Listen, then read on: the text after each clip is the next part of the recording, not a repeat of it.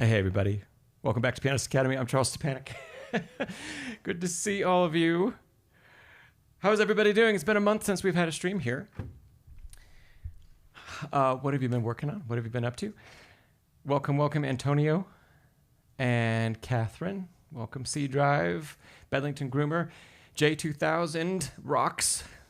Good to see you, Leisha, Nancy, Leisha, Lori, all wonderful friends. Good to see you here. How's your month been? What have you been working on? How's practice been going? The good, the bad, the ugly? Drop it in the chat. So you may have seen in that little pre-roll, that is a new release. If you're a fan on YouTube, you've probably heard that arrangement before because it's actually been on YouTube for a year. But it's coming out on all streaming platforms on Friday.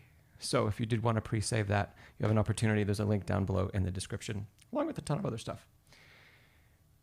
Hey, Isabel, welcome. So today's a completely open day. Who wants to jump in with the first question? Could be about anything. Yeah, I'll give you all a few minutes to think about that. And what have you been working on? Phrasing, artistry, musicality, technique, scales, chords, ear training, in case any of those ring a bell for you. Leisha says you're trying to speed several things up. Cool. Okay. Nancy, you said, well, I'm working on all of that. Sounds good. Hey, that's it's being well-rounded. Lori, you said you began a few new pieces. Very nice. Lori, what have you started working on?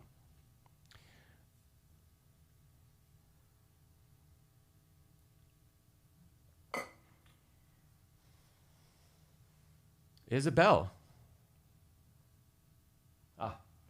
Great first question of our session, Isabel. Isabel asks, why is it important to practice the chord with the seventh, the dominant seven in particular? Yeah. So Isabel, when you say practice, do you mean run through like dominant 7 arpeggios? Or do you mean understand dominant 7 in a cadence pattern? Both? If you could specify that a little bit, then I can be sure I answer exactly what you're looking for. And Antonio, you have a question. So Isabel, when you respond to that, I'll come back to your question. And Antonio, you asked, what's the best way to increase your volume without reaching harsher high velocities?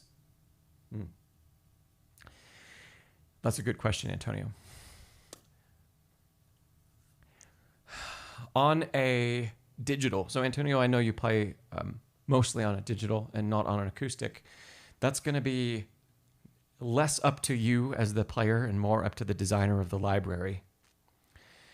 That's one of the things that I think still holds virtual instruments back from playing on an acoustic. We can learn techniques to approach an acoustic instrument where we can sink in and cushion the wrist on an attack and play in certain ways that actually decelerate the hammer as it strikes the string, which produces a warmer tone. Even though we may be playing at higher velocities or louder dynamics. So we can achieve warm and bright tone at the same velocity level. However, in a sample library, you are kind of beholden to whatever person or machine programmed that velocity. And there's nothing you can really do about it, other than you could do some clever programming, but it's not really your playing, Antonio. So if you did some clever programming, you could say, some libraries allow you to change the velocity that's triggered and the volume response separately. And so you could check that out. If you have that control, you could just minimize the number of velocity steps. You know, as you go up to 127, you could minimize the number that actually you get that bright and maybe really harsh sound or really strident sound. You could minimize those to fewer at the top, but still allow the volume to increase as you play louder. That would be, if you didn't like a tone of a library, I would do that. Because the only other option is going to be put the soft pedal down in the library and hope that that fixes the problem. If you're playing an acoustic instrument, 2 things that we can look at for all of you that play acoustic. We can look to, even playing chords or single pitches at a higher velocity or louder dynamic, we can look to play them with more cushion of the wrist as you drop in. So for example, something like that, where I'm trying to play with more weight, yes, but truly the focus is on I'm trying to cushion the attack with wrist. So Antonio, this isn't going to make a difference on a digital, but it's still great to practice for when you do go play an acoustic. And the other thing that I'm doing simultaneous with this is playing on more of the pad of the finger. It's not quite a flat-fingered approach because, if we zoom in on that, there's still structure here. There's still a bridge. It's not collapsed like that, right? So there's still structure, but the point of engagement is the really soft, fleshy pad of the finger. That also helps to round tone, even at louder dynamics. Whereas if I don't do either of those, it gets a little brighter as opposed to.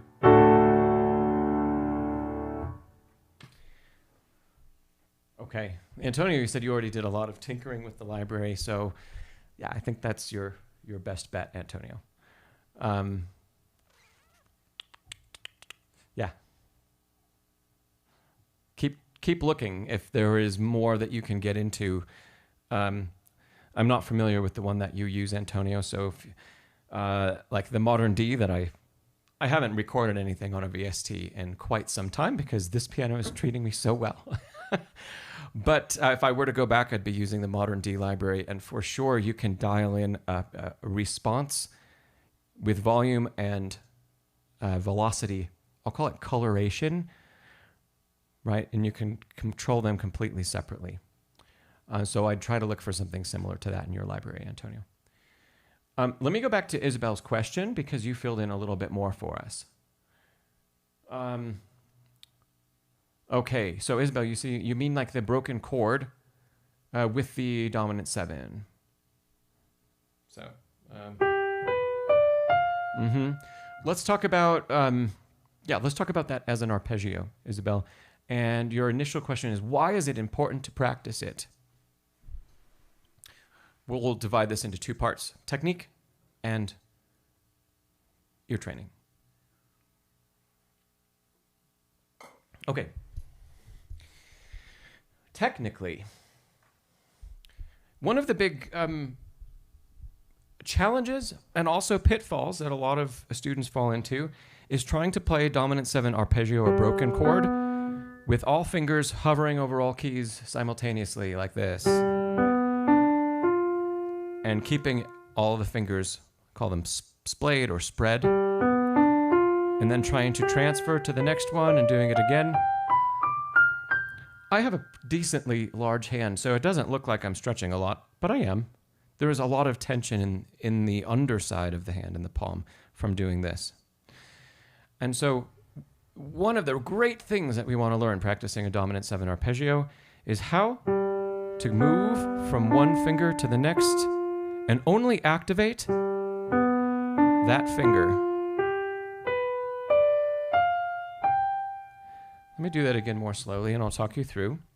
So when I play the thumb, you could say none of the other fingers are even prepared yet. When I want to move to the second finger, I shift, and there's a little shift in the arm, and the finger stretches just a little bit, and I shift to the second finger. Third finger is not yet prepared. When I want to play the third finger, there's a stretch and a shift. When I want to play the fourth finger, there's a stretch and a shift. So each of those moments, we're trying to isolate that stretch so that we're only actually engaging one finger at a time.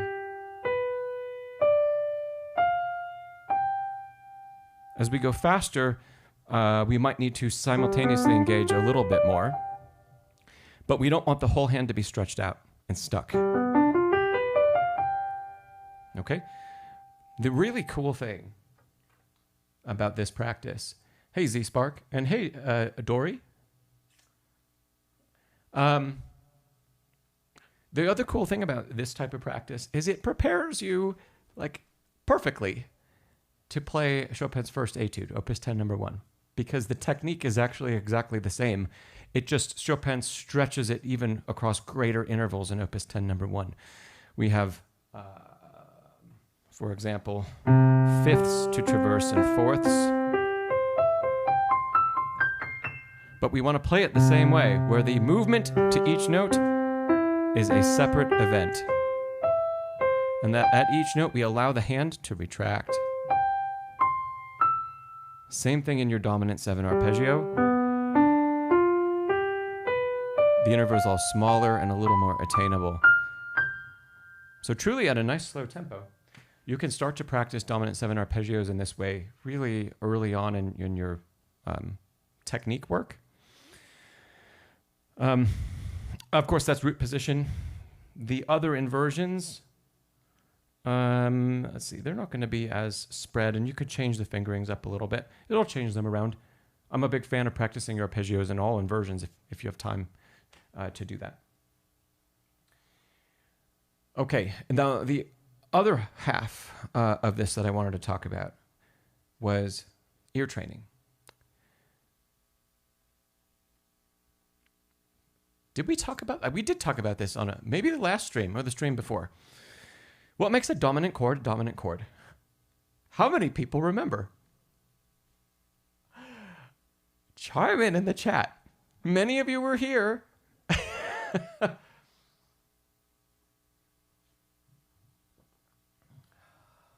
And while you're doing that, Lori, I see your repertoire, an ABR arrangement of some Elgar, and you're looking at my piece When Time Stands Still. Awesome.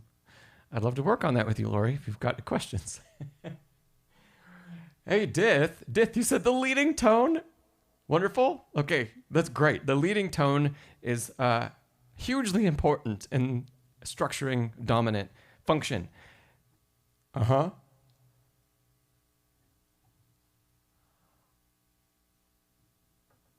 Isabel, you said you play the chord and the inversions in a row. That's great. Good. Alicia, you said the dominant is the fifth of the tonic or a fifth above the tonic. The dominant chord will be of a key. The dominant chord will be the 5 chord. It'll be a fifth above the tonic. You're correct. We can also build a dominant chord anywhere, right? I'm going to do this because we're going to focus on ear training. I'm not going to write out the notation for this, I don't think. If you've got questions about it, we can, and I'll write it down when we finish this a little bit. But for now, okay, I chose a G dominant 7. What key is G dominant 7 functioning in? Those are the 4 pitches that make up the chord. So based on some of the answers in the chat, you can figure that out. Dith, you said C. Perfect. That's right. And so so Dith, your answer before was the dominant is, we need to find the leading tone. The leading tone is very important to the dominant. Which tone of these 4 is the leading tone?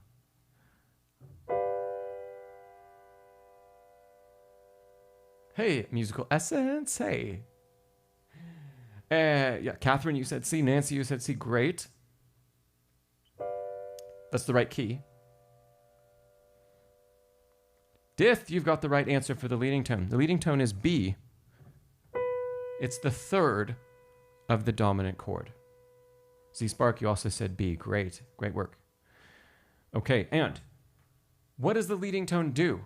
How does it make us feel when we hear it? Catherine, Dith, you said score. You want us to write this down? Catherine, F is the 7th of the chord, which isn't the leading tone. But it is really important. It's the second, I'd say the second most important musically in the dominant 7 chord.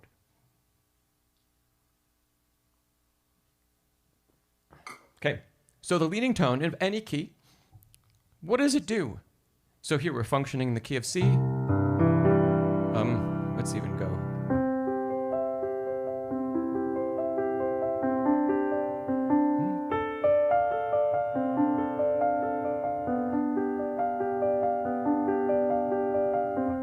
Dith, you're close. You said it's unresolved until you come back to tonic. Mm-hmm. Close. There's some open ends there to tie up. Hey, Zayday. Leading tone wants to resolve to tonic. Yes.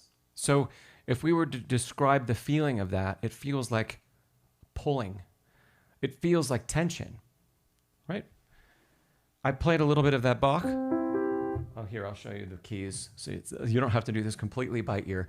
Where's the first time we get a leading tone? We're in the key of C, so same key.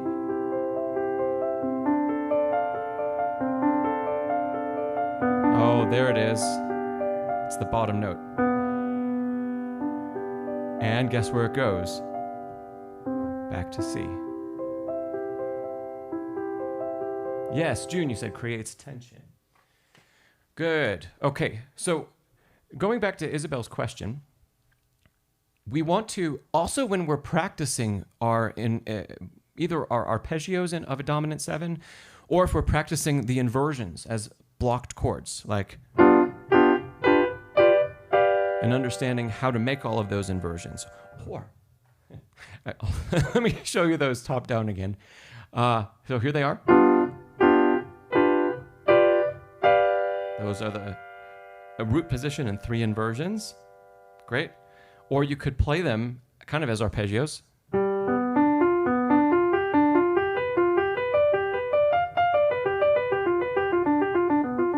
That would also be great practice. Okay. But the biggest thing that we want to hear is how the B, the leading tone in this case, one, understanding that in this chord B is the leading tone, and how it wants to pull back to tonic, which would be C in this case. When we play G dominant 7, we're functioning in the key of C. And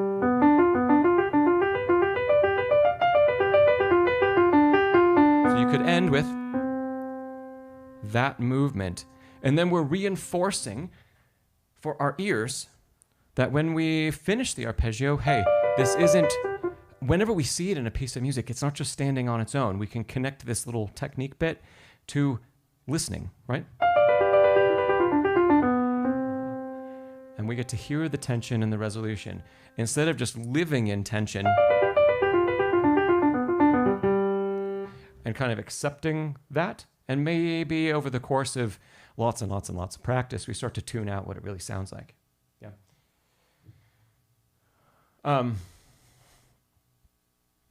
Musical essence. You have a, let's see, bass line is nothing more. I'll have to look at that.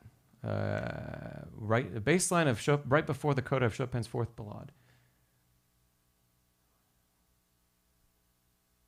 Oh, and if you mean that as a general comment, I think that's a great way to think. Especially if you're playing some really good music.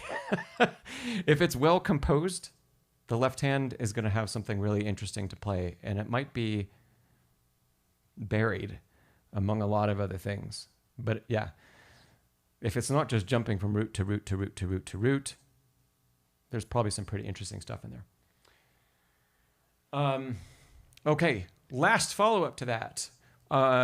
Because of that kind of need to hear dominant and to hear the resolution, I really love how ABRSM structures their exams, because I don't know what level dominant 7 arpeggios get introduced, but when they do, they will ask you, one, you have to understand function, because it'll say, play the dominant 7 in the key of,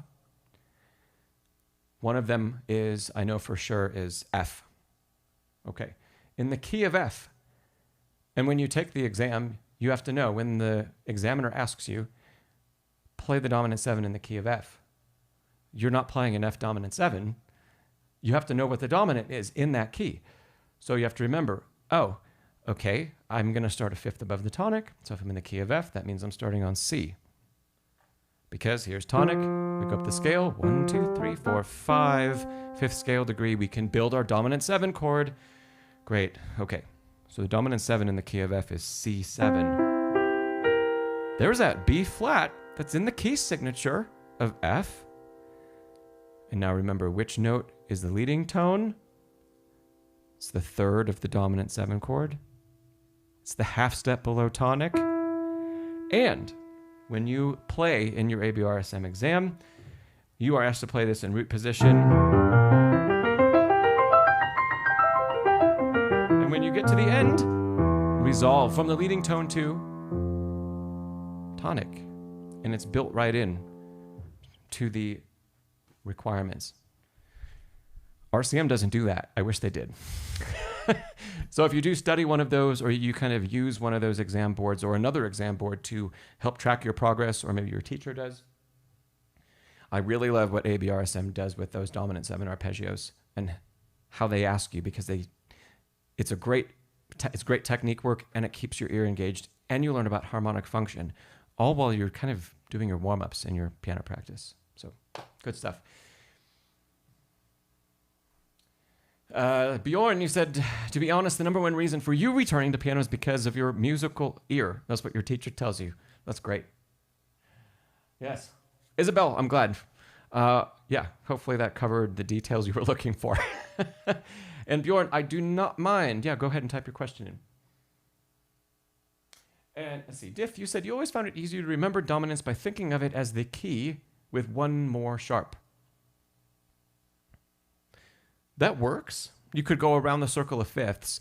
In fact, there are some great resources that are built around the circle of fifths. That as the circle goes around, there are other rings to the circle that show you the dominant and how everything's related. I don't even know what they're called. You could probably look up some sort of like circle of fifths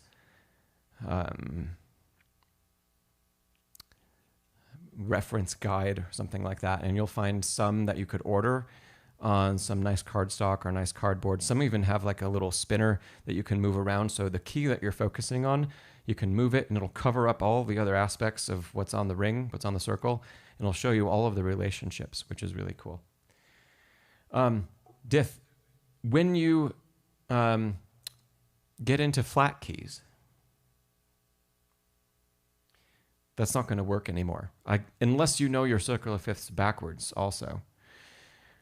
So usually, we think about the flat keys as going counterclockwise around the circle or down from middle C, where C has no sharps flats, F has 1 flat, B flat has 2 flats, E flat's 3, A flat is 4, D flat is 5. If we went down another, G flat. These are all major keys. 6 flats. It's usually as far as we need to go. The trouble is you'd have to know your circle backwards, which is totally possible. And if you went from, for example, 6 flats and you went up a fifth to the key with 5 flats, you get the root of the dominant chord because they're a fifth away. We just don't want to have that little bit of added thought confuse us when you switch around, moving away from sharp keys.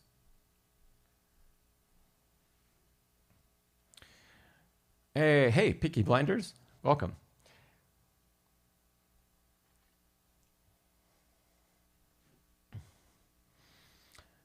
So Dith, it looks like we explained the same thing, maybe almost simultaneously. So I'm glad you have a method worked out for that. Let's see, Peaky Blinders, you have a question. I want to be sure I didn't miss any other questions before I jump into the most recent ones. So let me just scroll back a little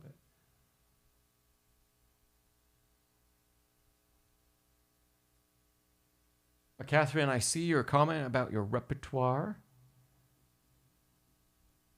You said Baroque always feels very difficult. There's a lot of moving parts in Baroque repertoire. Yeah. Okay, I don't think I missed any questions. So Peaky Blinders, you had a question, and that might be the only one that's in the chat right now. And hey, Broadway guy. Nancy said you like Peaky's question. Great. So, hey, Danny. No, it's not a cardamom latte. It's not even a latte. It's just black coffee. But it's from a local roaster. So I could say that. There's probably no one who watches here that actually lives in Colorado Springs. But this is, I'm drinking a medium roast. I don't remember the name of it, but a medium roast from Wayfinder Coffee, which is like right down the street from me. And if you are ever in Colorado Springs, when I'm not here, I'm usually over at that coffee shop working. So shout out to them. Yes, cheers, Danny. Okay, let's jump back to Peaky's question. Tips for someone who wants to play smoothly with lead sheets and is sight reading lead sheets. Yeah. Okay. So Peaky, how long have you been working off of playing lead sheets, and what's your level of comfort? If you can describe that for us. Might be a hard thing to put into words. But if you can give me some idea of what we're talking about, that would be great. In the meantime, I'll start with just a little bit of basics. Oh, hey, Bedlington Groomer, that's right. Yes, you are probably the only person here that actually knows the place I'm talking about. I'm not sure if I have any lead sheets on my iPad. I have some.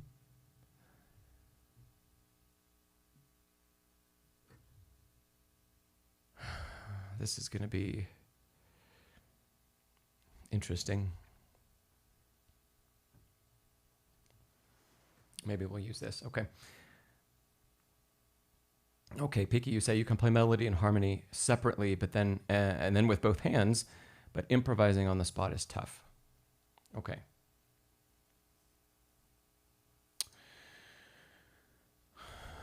First off, when you're reading a lead sheet, let's see, your original question was it about, yeah, it was about sight reading. Okay.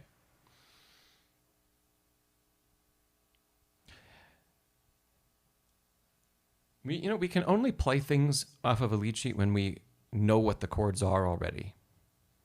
You're not going to be able to sight read something, and Piki, this might be obvious for you, but for everyone else, you're not going to be able to sight read something if you just aren't familiar with a chord symbol that's written there in the first place. So if you're playing out of a book, like a real book, or a fake book, or you picked up lead sheets somewhere else online, even if your plan is to sight read, you're not going to be able to sight read unless you scan through it ahead of time and say, oh, I know how to play all of those. And if you don't, I would take some time and actually map out those chords first.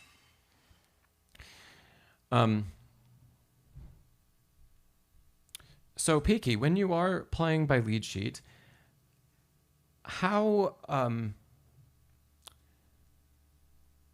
often do you find yourself playing root position only? And how often do you find yourself moving to arpeggios? Inversions, not arpeggios. We'll talk about arpeggios next.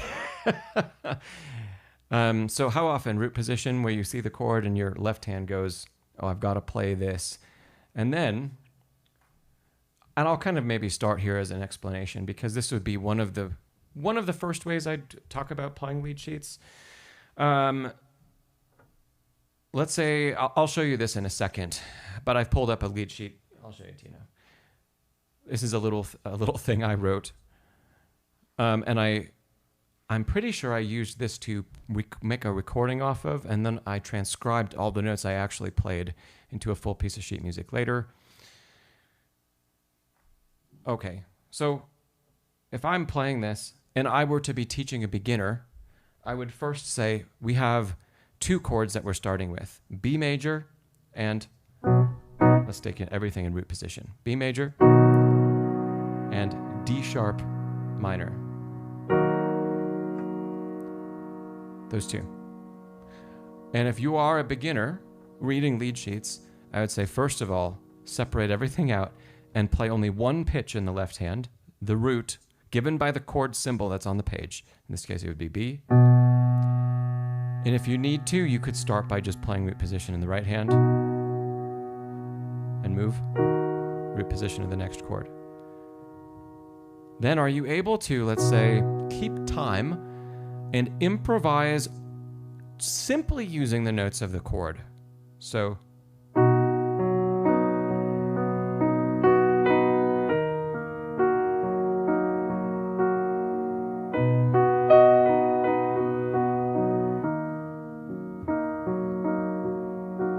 I was trying to only use the three notes that are present in each triad.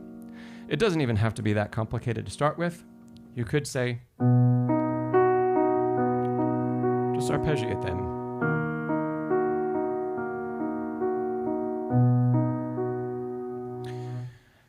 And slowly, we'll start to add more and more complexity to that.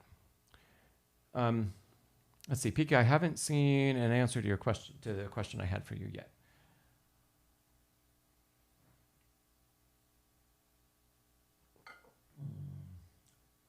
And Bjorn, I think I missed your question. Can you ask it again?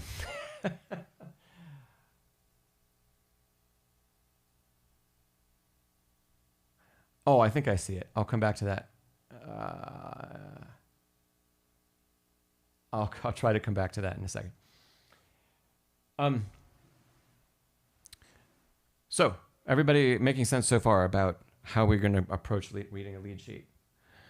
The one that I'm showing you now on the screen, there's a little bit of a melodic line that is written out that's important to play. So we want to add that to how we're executing this if possible. But in the meantime, you can just stick with root position.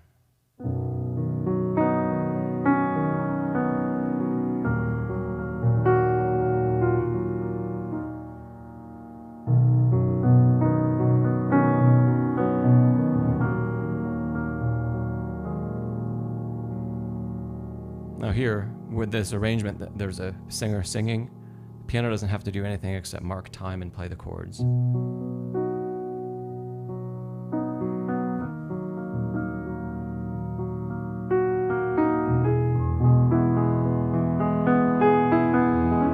There's an inversion that's written out.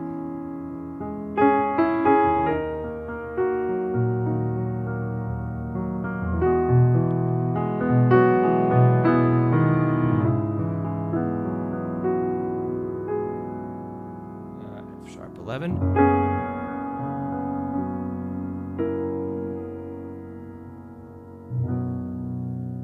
So those are the first two lines.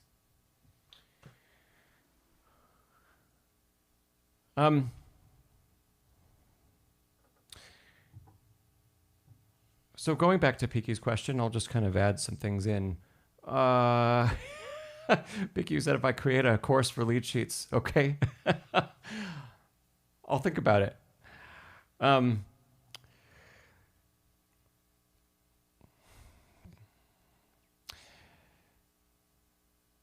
So Piki, I guess the next step that I'd recommend for you is start to improvise only playing chord tones. And then can you improvise, chord tones would be basically arpeggiating out, right? This is really related to a video that's on the channel. It's not posed at all as, or packaged at all as like a lead sheet reading video. But the video takes a classical piece of music and it analyzes the chords. It's a Mendelssohn piece. And what we get are a bunch of chord symbols, like what you'd see on a lead sheet. And my recommendation to everybody is to go through and familiarize yourself with all of the ways we can play the chords that are present in that piece across the instrument.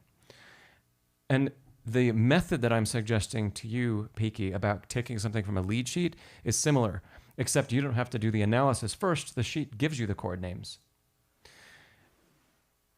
So let's dive into that just a little bit more. But Piki, you know you can look for that video. Some of you I know are here, have seen it. If you happen to remember the name or you can find it and drop it in the chat, I'd super appreciate it. But if we, again, take the first two chords that are on this page, B major and D sharp minor. Can you first just say, given those two chords, while I'm practicing, preparing to sight read something in B, this is the 1 chord and the 3 chord. How can I experiment with B major? Can I arpeggiate it? That's only using chord tones. That was mostly ascending. Can I arpeggiate it mostly descending? Single notes at a time?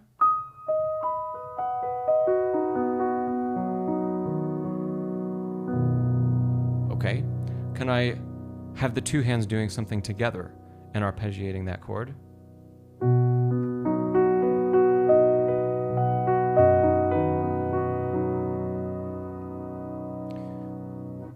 Great. Can I keep, let's say, left hand more metronomic and only every 2 beats? And can the right hand be more free? Like it doesn't have to play every beat. These are all increasing in complexity. So 1, 2.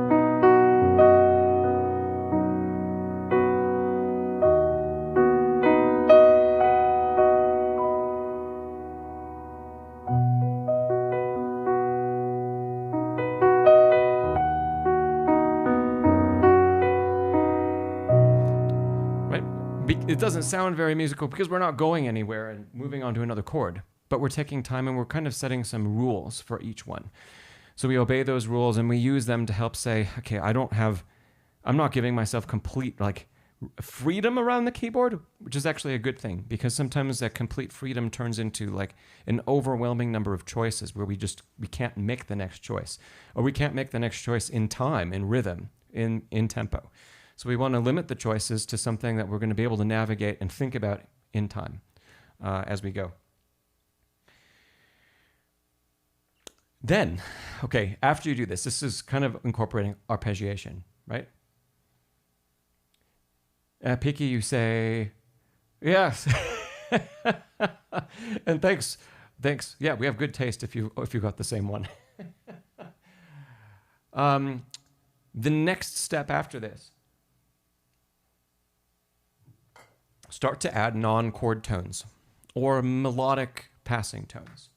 So if we're still just in the same chord, B, and let's say the left hand's just going to provide a foundation and the right hand's going to do the exploring. So we'll get just a fifth maybe down here. Keep it open so we have room to do lots of things with the right hand. How can you incorporate both the B arpeggio and the B major scale? And can you move between the two? Do you feel like if you say, I can use both of those things, do I have the freedom to choose between playing chords or arpeggiations and then move to scale degrees?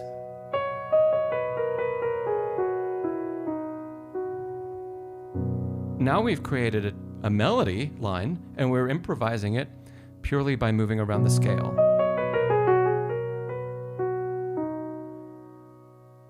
The next step after that is, does your melody line, do your non-chord tones, can they be separated out so that when we shift between playing arpeggios and a more linear melodic line, that it's not just moving from skips to steps? For example,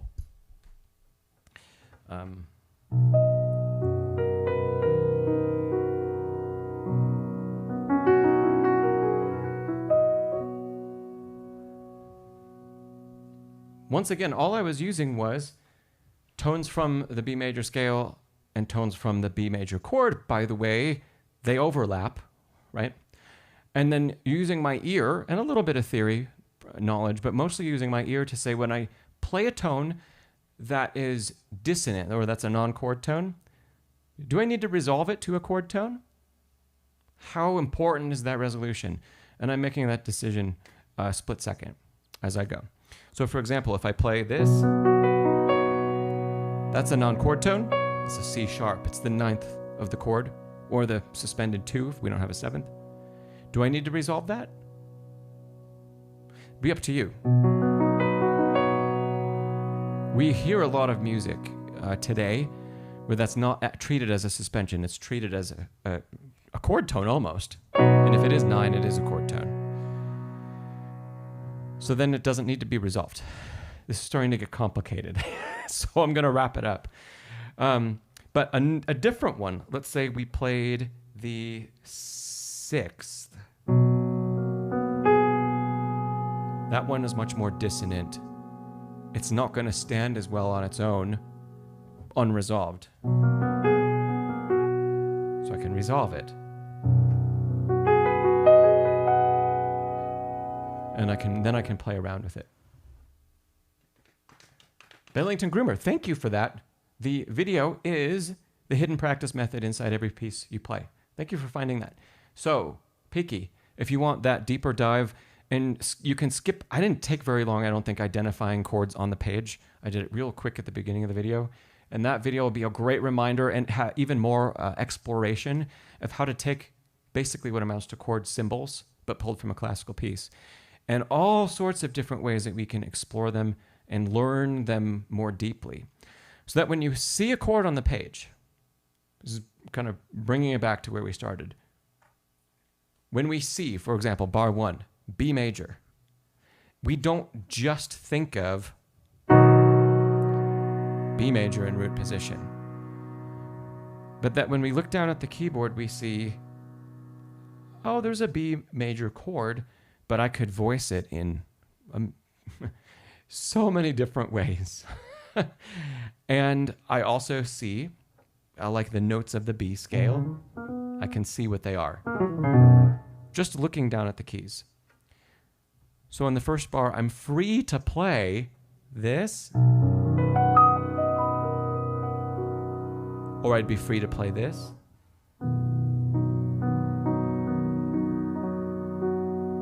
or I'd be free to play this.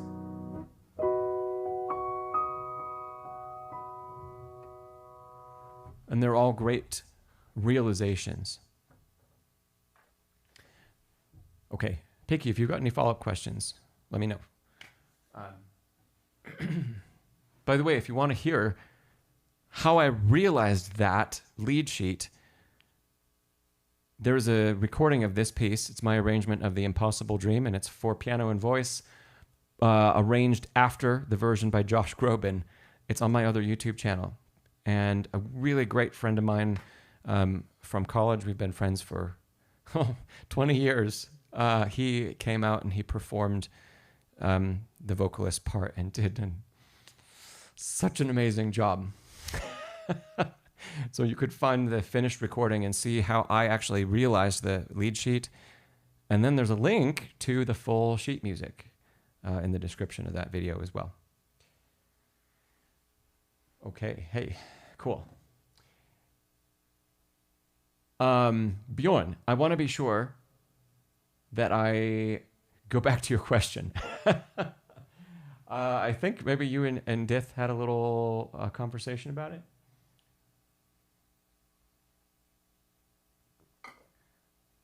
So let me see if I can find your question.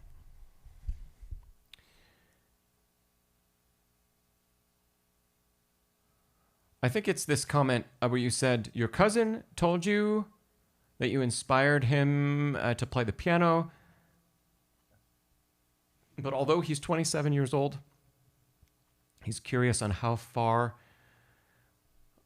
he'll be able to reach if he'd start. And Peaky, I'll come back to that. Come back to your question. That's a great question. So these two are kind of related then. So I didn't read all the comments from between Bjorn, between you and Dith about this. So my 2 cents.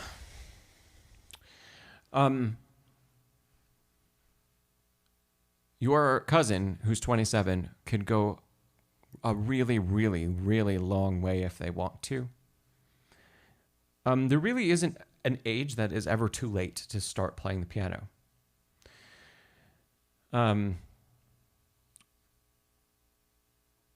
The thing that changes with age is the brain starts to think differently about ideas versus motor patterns. And so generally speaking, the older we get, the harder it is to learn a new motor pattern, a new motor skill. Doesn't mean it's impossible. It just means there's kind of a gift, if you will, when you're younger, that if you start anything that requires fine motor control and you start at a younger age, and I don't mean like 3 or 4, I mean before 20. If you start then, you have kind of a leg up because your brain soaks up movement information much more easily, and the neural connections are made much more efficiently for it. That also means for a lot of kids, if you don't have a good teacher, you make a lot of connections that need to be undone. Dith, you said adults are much less patient with failure. That is also true. Well, that depends on how old you are. At least in my experience, the closer to retirement an adult student is, the less patience they tend to have. Which I kind of chuckle about. But I don't know what it feels like to be retired. A lot of students of mine that are retired are incredibly busy people. And I have always thought of retirement as being like, oh, you have time to kind of explore what you want to. And yet I see lots of people who are just like, their days are packed, which is great. But the younger the adult student is, it seems like the more open-minded they might, or the more patience in general that they'll have if things go wrong, when they go wrong, because they're going to. Whenever we learn something new, things go wrong, and we got to figure it out and learn and take steps to make progress. So 27 is still young enough that you can learn quite a bit of fine motor control and a new skill with reasonable ease.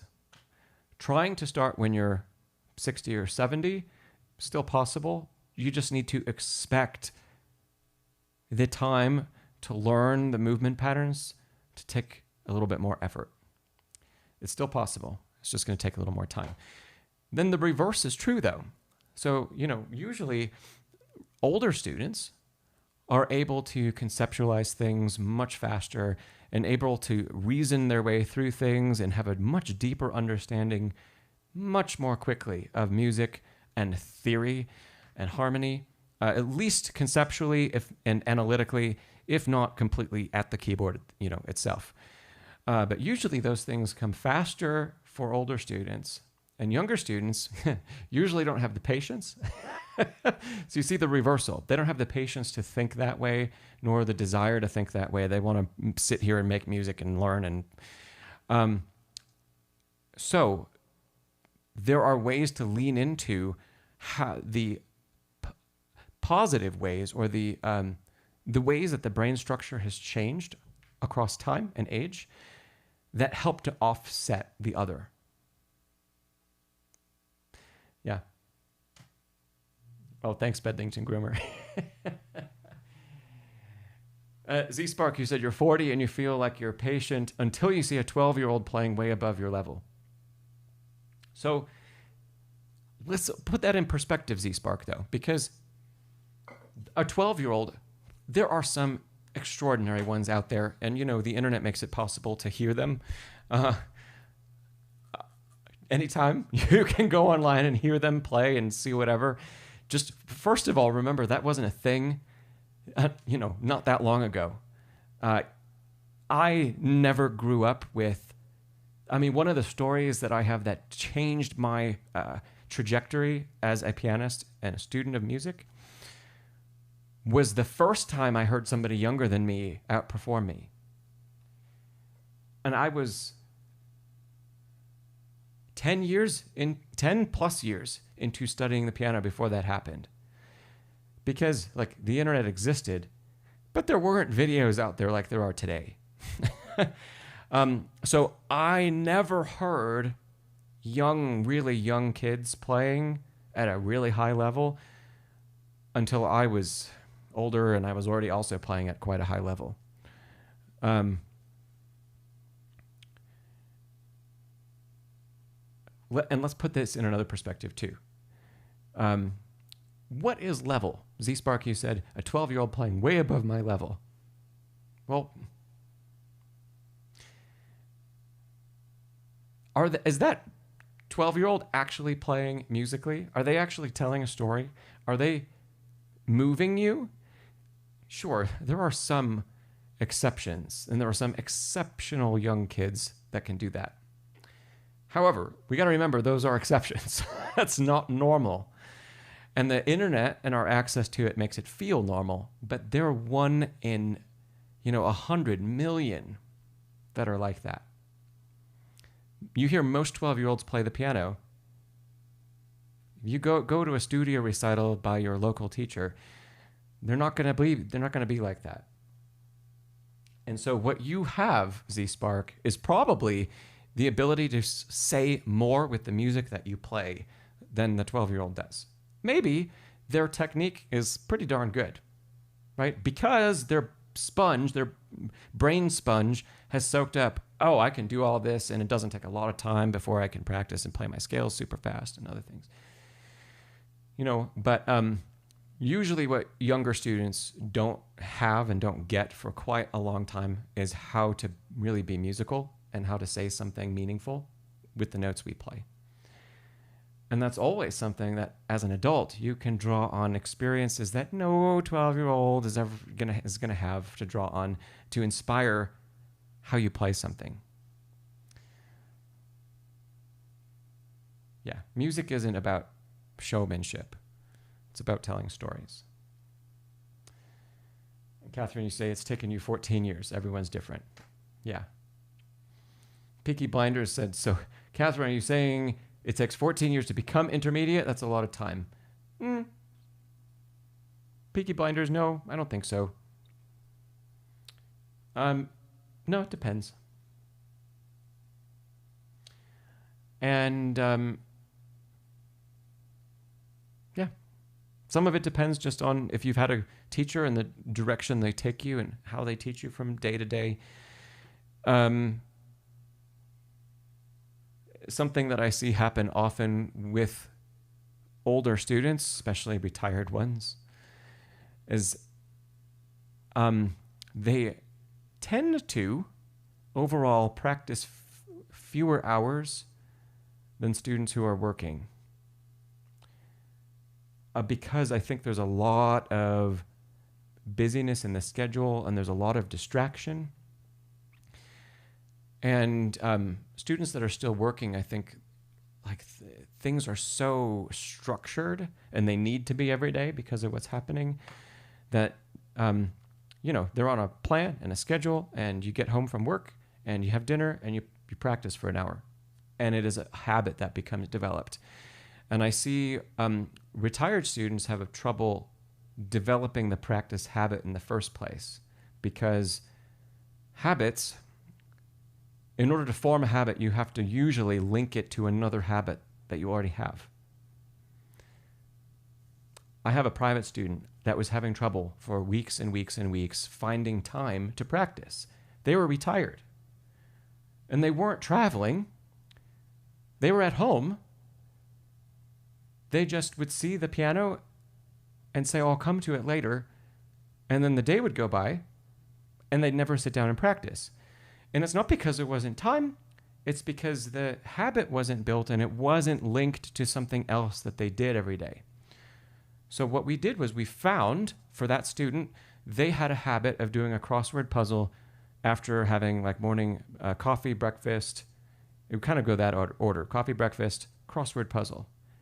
And every day was the same. Yeah. And then I said, well, why don't we pair practicing with your crossword puzzle? So you finish the crossword puzzle. That's your cue to go practice. 30 minutes, 45 minutes, whatever you could get done. And then we'll try to do a second set later on in the day. And as soon as we were able to tie the practicing habit to another habit that didn't require any thought, it was just, this is the routine. We go boom, boom, boom through these things. And then practicing becomes just the next thing that happens after you do a crossword puzzle. That's great.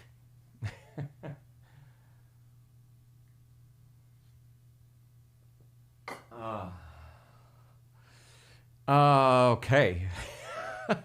Going back to the original question from Bjorn, your cousin who's 27 can go a really long way. They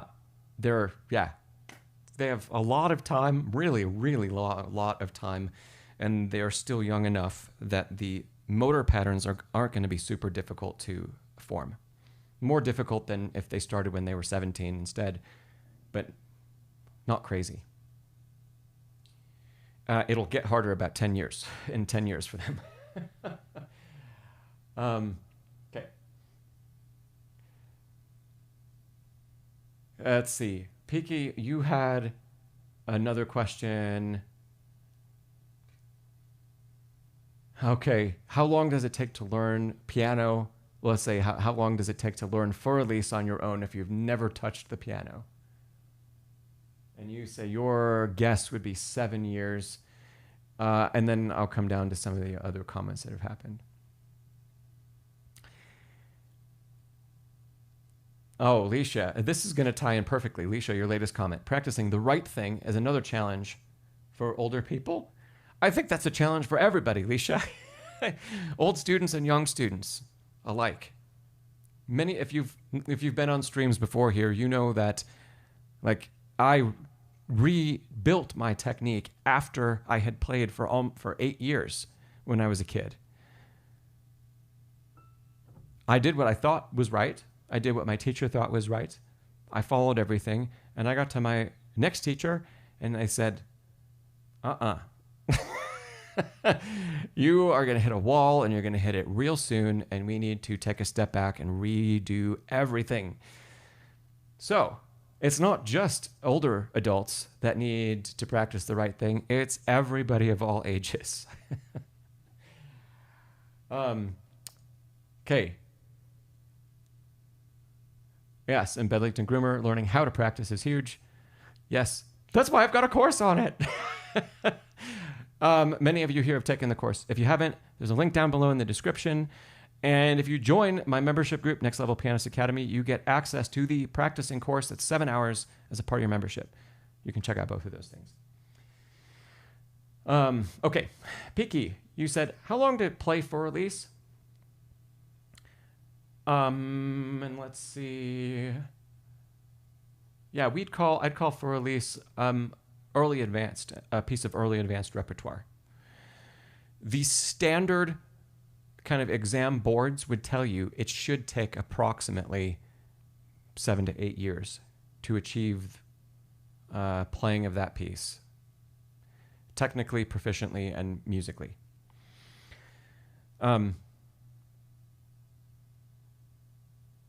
That can, let's say, 7 years if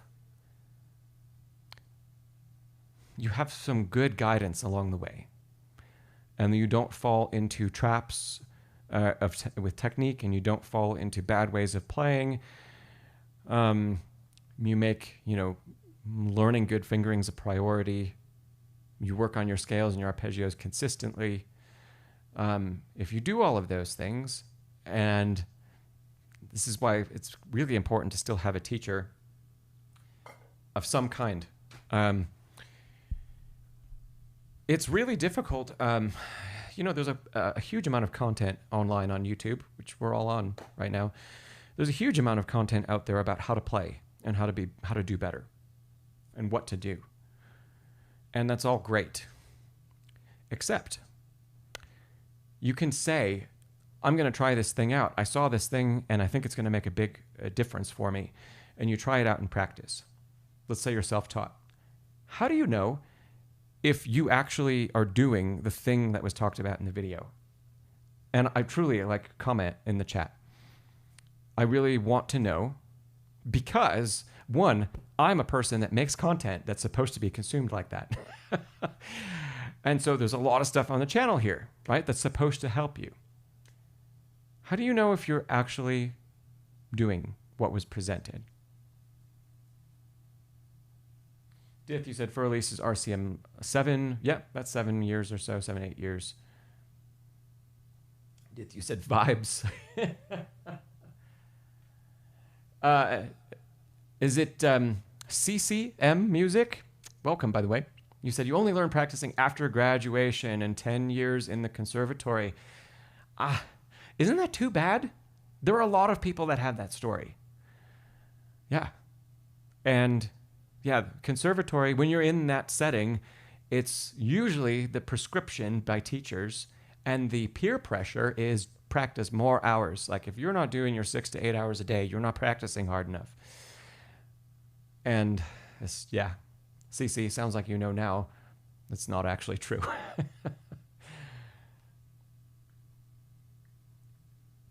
I was able to figure that out a little bit for myself in my first year of my undergrad. I did a week in my undergrad where I did 8+ hours a day, 7 days straight. Oh, okay. CSIM? Awesome. Thank you for clarifying.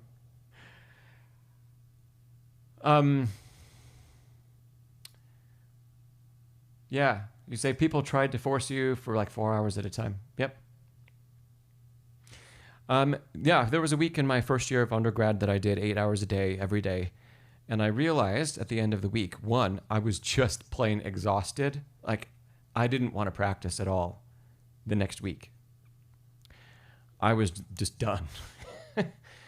And I also was able to realize by about the third day of doing it, that my first 3 hours were really good. My fourth hour was okay. My fifth, sixth, seventh, and eighth hour were probably a complete waste of time because my brain was already fried.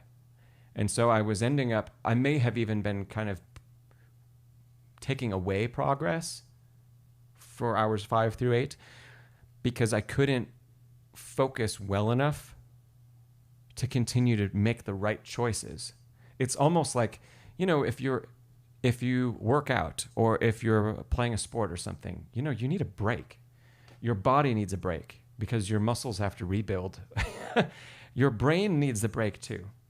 Hey, Calais.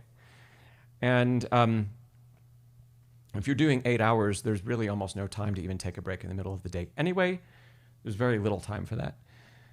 And beyond that, you need time to rest, and your brain needs time to compile everything that you've crammed in there over such an extended period of time. And so, yeah, I never did that again across my degrees. My hardest practice weeks would be about 4 hours a day. And that was great. I could focus really like laser beam focus on every little thing I needed to work on, and I could make a great amount of progress. And now,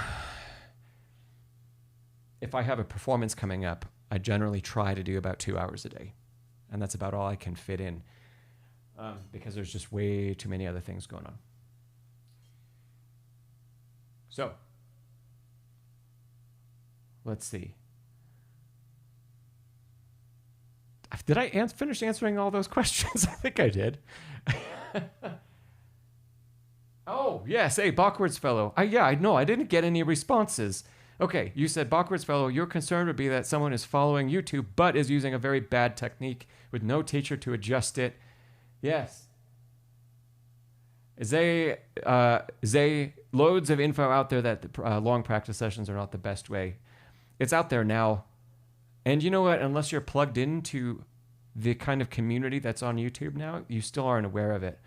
So, you know, people that are getting their degrees right now in music still aren't aware of it for the most part.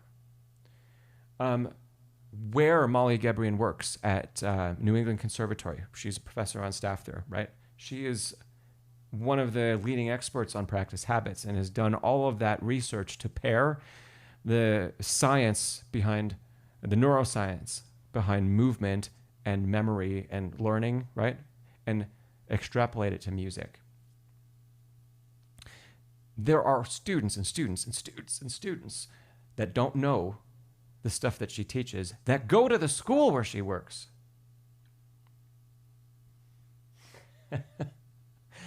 So isn't that crazy? New England Conservatory is one of the premier music schools in the United States. And a lot of times, I do have a friend that is doing his doctorate there at the school. So I've heard firsthand, she'll offer seminars live for students, and students have the option to go. And a lot of them don't even go because they think, I don't need that. I don't need to know how to practice. I already do it. I wouldn't be here in such a prestigious program if I didn't know how to do it. And their ignorance is causing, them to graduate without a lot of knowledge. Those people then become the teachers of the next generation, and so the lack of knowledge persists across time.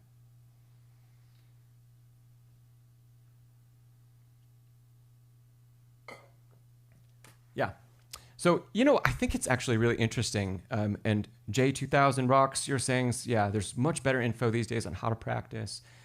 Yeah, there is, for people that are looking for it. And I think that's a really cool thing that like the adult learner community has really grasped onto, is that you're really interested in this and you're trying to make the most of your time.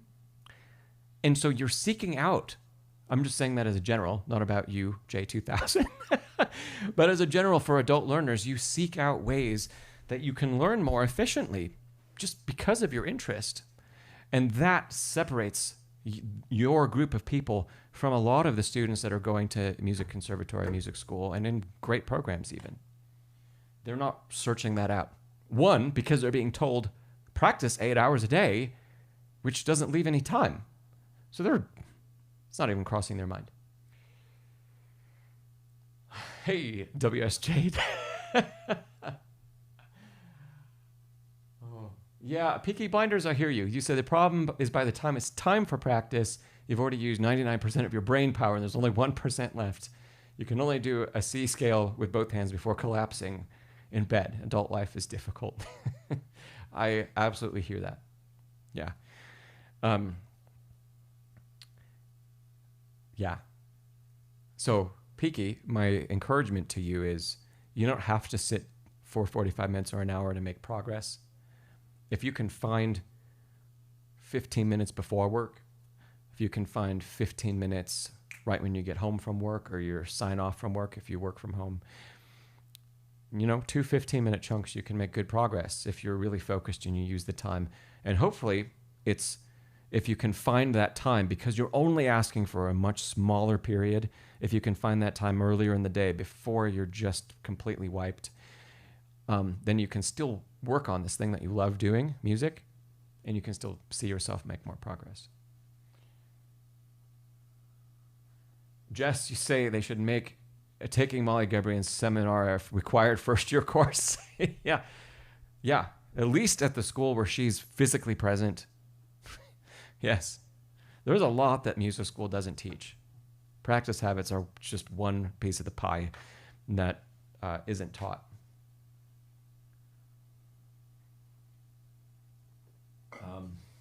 So let me go back because I started to get, there were a couple, I guess there was only one reflection to the question I asked from Bachward's Fellow. Because I asked about how do you, all of you that consume content, how do you know if you're employing what the content presents correctly?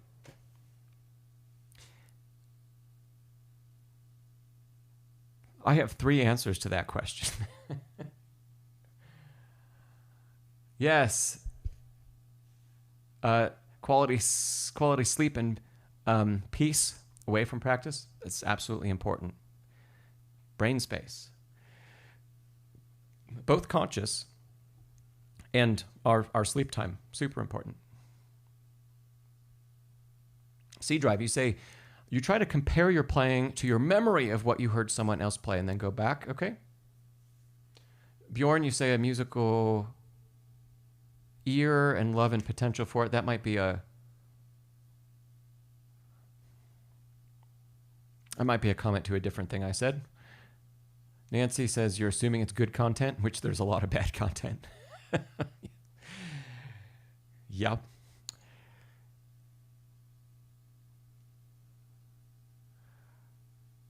Oh, Peaky. Oh my gosh. Your teacher when you were a kid used to hit your hands when you'd make a mistake. Yeah, that doesn't help anybody. And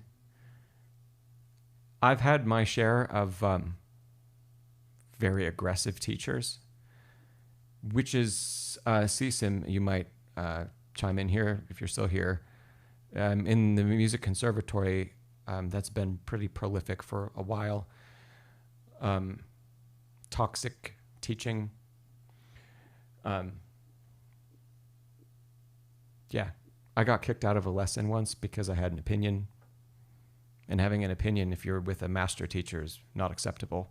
That's sarcasm, by the way.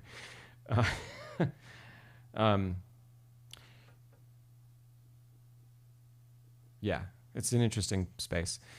So, no, like, there's never a good reason, to be violent, even in a small way. It's not going to help anybody. If you've got the desire to learn, you're going to figure out a way to make it happen. Let me go back to my question. So, Cynthia, hey Cynthia, you said you apply what you see to your lessons and you see what your teacher notices. That's one of my 3 things. Bedlington Groomer, you say, I would think that you don't know unless you can get feedback from the teacher who's teaching it. Yep, that's one of my 3 things. So you kind of said the same thing there. So consuming a lot of content on YouTube is great and it can be really eye-opening.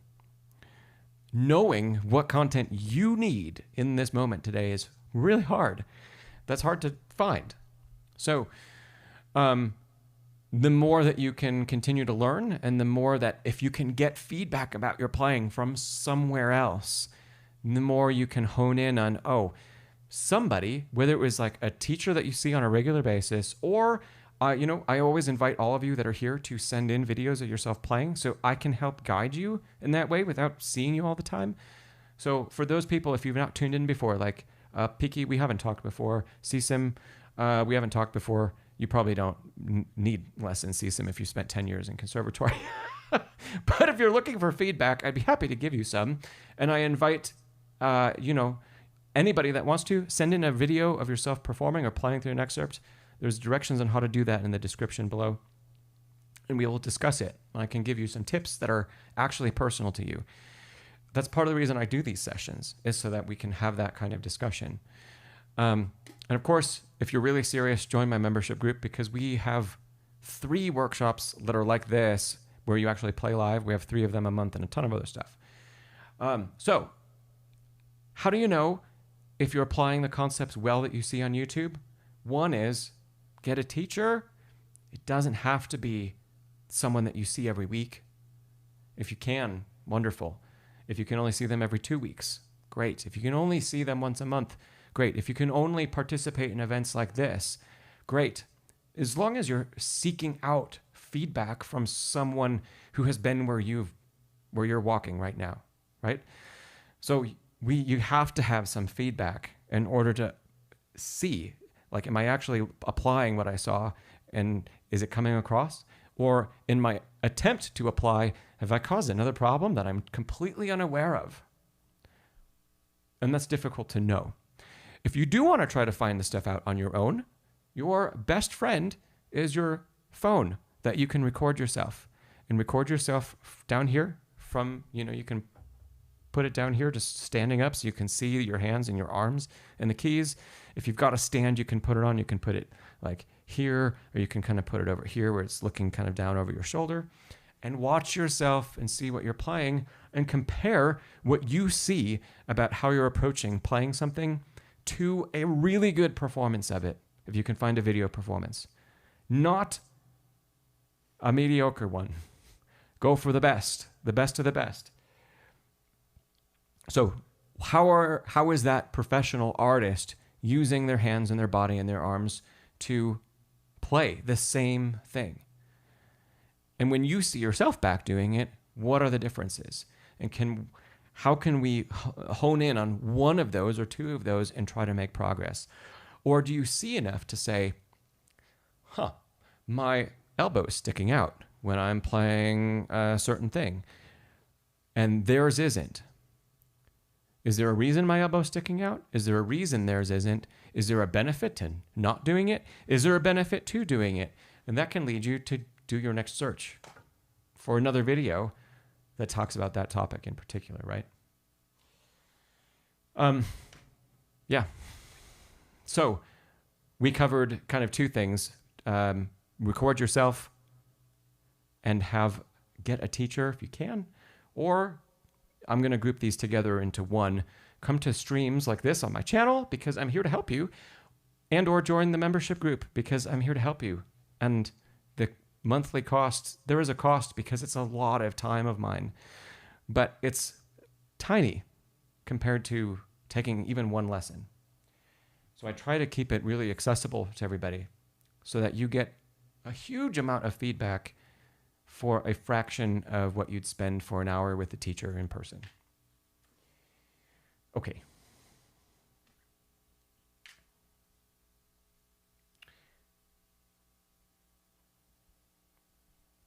CSIM, that's you're a strong person. If you can, you said you never got along well with those types of teachers, like aggressive ones, and you would just stand up and leave if someone screamed at you. Good for you. I will not name the teacher, but I was preparing to play in a masterclass in my first degree, and I was waiting backstage to go on.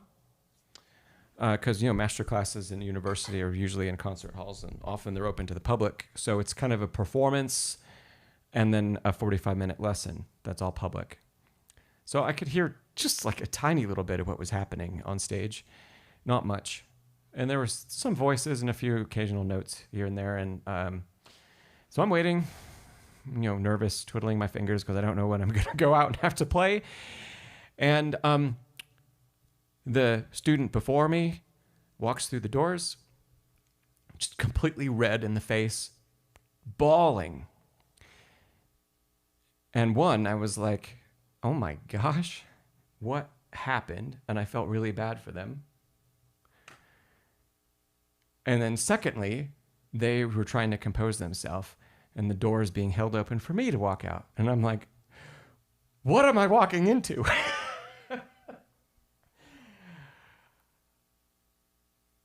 Oh yeah, as if I wasn't already nervous enough.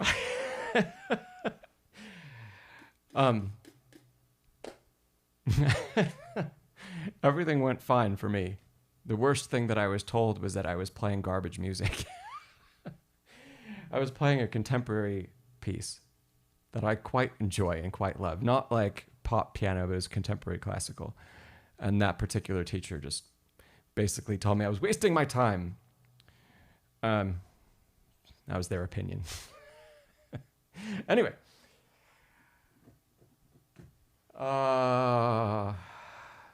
Yeah, I did not stand up and leave. I've never done that in a lesson. Okay.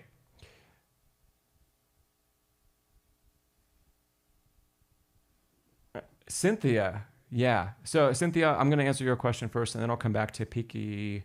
You were asking about skipping RCM grades.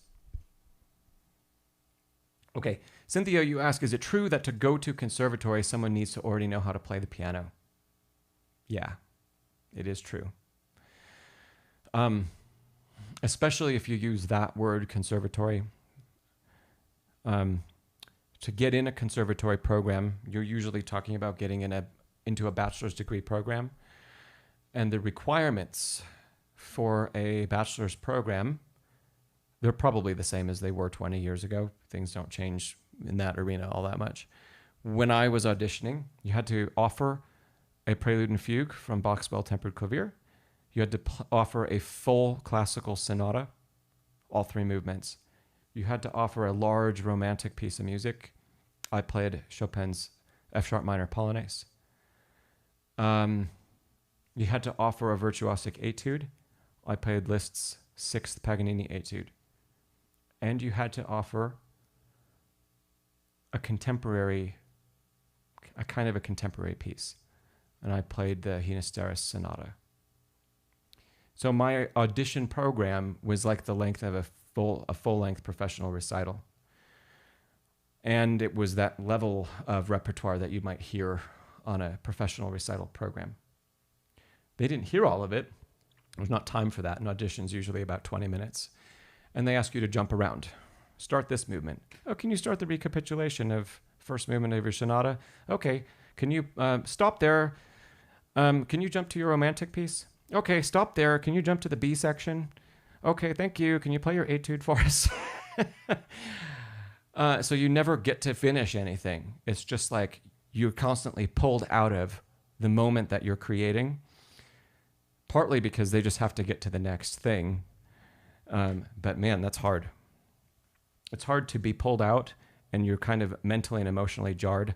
And then it's hard to have 5 seconds, 10 seconds to get yourself prepared to play the next thing and then just dive in. And just absolutely all from memory. And all of that repertoire needed to be played. If you want to have a chance at being accepted into the program, it needed to be played close to a professional level already at 18, 19 years old when most people are taking an audition like that. Some of it depends on the school you're auditioning for. You know, if you're auditioning at Juilliard and Curtis, you've probably already played with an orchestra by the time you're 18. If it's a state school or something like that, the competition isn't going to be that fierce, but it's still going to be high. The smaller the state school is, or if you come to maybe a community college or something like that, those requirements are going to be lessened. So I have friends that teach that, you know, finish their doctorate and they teach at community colleges, and they have students that did not need to take the audition that they took when they were the same age. And so that can kind of help you get into a higher ed program if you really wanted to do that and you wanted to enhance your musical studies. I'd say a community college would be a good place to look. or a teacher that teaches there, something like that. Nancy, you said, if you can already play like that, why go to the conservatory? Because if you can already play like that, it still doesn't mean you are an accomplished enough musician professionally. The people that make a living professionally, let's say touring, you have to be exceptional. And you have to have a brain of steel, a memory of steel, and you have to have nerves of steel. Some of that can be trained. And so a lot of the faculty at the really, really major music schools, they have some amazing insights into the musical side of things. But often, and even my teacher in my undergrad told me this, by the time you get into a degree program, your first degree program, you don't get technique lessons anymore. I had, like weekly technique check-ins with my teacher before that. And I'd go through scales and arpeggios and play all kinds of things for him every week until I left for college. And first semester, I remember I'd walk into a lesson and we'd just jump into repertoire. And what are we playing today? Okay, play it. No, don't play that for me if it's not memorized yet. I don't want to hear anything that you need to look at the score for. So now it was, I don't just know the music, but I have to have it memorized before I can even get a lesson on it. And later on in the first semester, I said, hey, before we used to work on all kinds of other things in lessons, and why we aren't doing that anymore. We haven't had a lesson on scales or etc. And he said, well, we could if you want to, but generally, I expect you to know that already. And so unless you've got like a burning question or you have a problem where you can't figure out how to execute something yourself, we're not going to talk about that.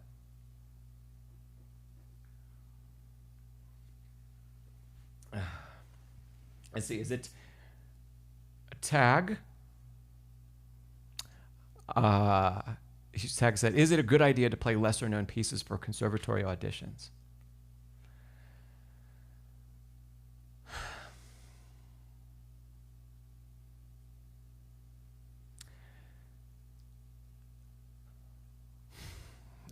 Yeah, my general answer is yes. Because most faculty, it's rare that you're going to come across a faculty member who's super open-minded about the way to play certain repertoire. Most of the time, and usually the more prestigious the school is, the more kind of in the lane you need to be of what they're looking for. And so if you offer a really, really well-known piece, you're going to have people sitting there judging you, saying, you either did or you didn't, and it's going to be pretty black and white. Whether they want to see, like, do you know the tradition they were taught in? Or at least are you walking that path? And if you're doing something completely different, even if you're executing things really well, it's probably going to be a no from that school. So the lesser known the repertoire is, the fewer preconceptions faculty have. There are some that can be really open-minded, and they can say, oh, like, that's really great, and that's a different way to play that Beethoven sonata or that Mozart sonata. But that's more rare than common.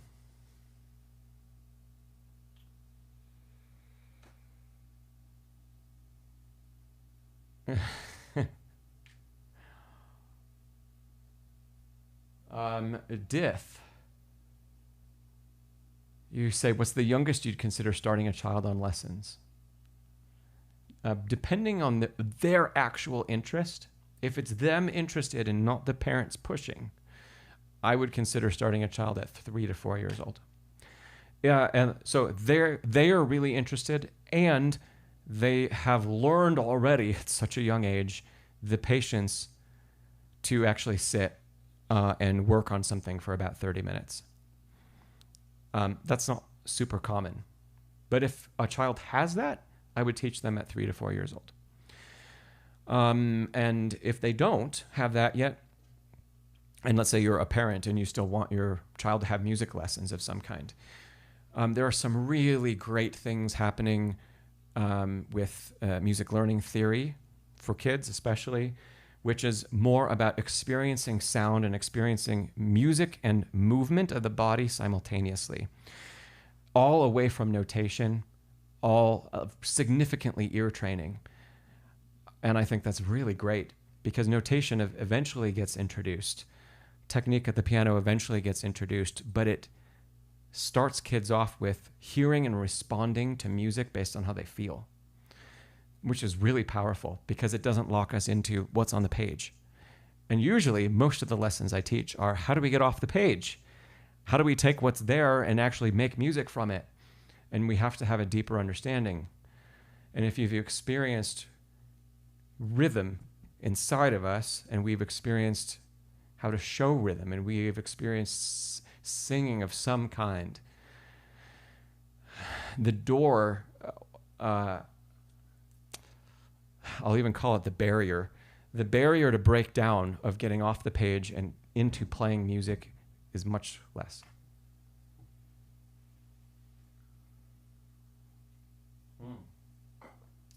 This is a great conversation, everybody. I'm happy to keep talking about these experiences in higher ed. But of course, we can always go back to a piece or technique or anything else. Piki, I want to hit your question real quick. Can you skip RCM grades? You mean to ask if you're done with grade 3, can you skip grade 4 and start doing grade 5?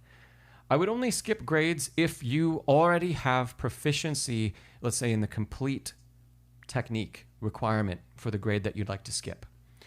And don't always feel like, a repertoire from grade 3 or grade 4 or grade 5 can always be played better. So let's say, you want to play something as a grade 5 piece of repertoire. That doesn't mean you can't also simultaneously work on a grade 3 piece.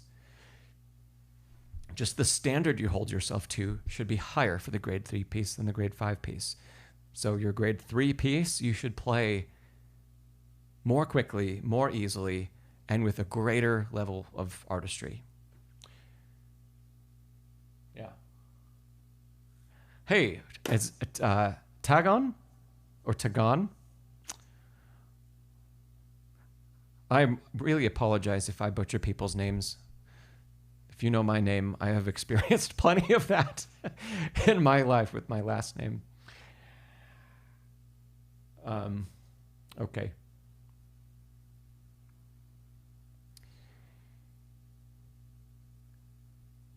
Okay, here there was a question. I think this is Cyanton.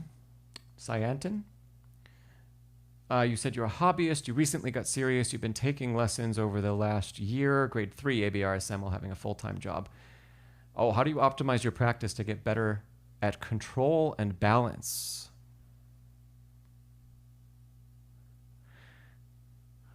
Great question.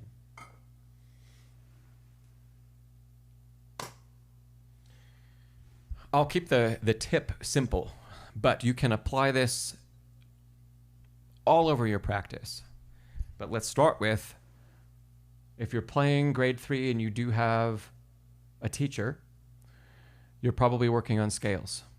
When you work on your scales, work on adding in dynamic and articulation variety in your scales when you practice them.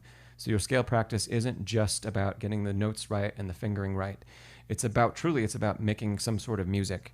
If we're playing D major, for example, and especially for control and balance, can you separate the dynamic of the two hands while you play something that you don't need to, hopefully, think so hard about the notes with? Can you play the right hand forte and the left hand piano? Can you flip the two? Left hand forte, right hand piano?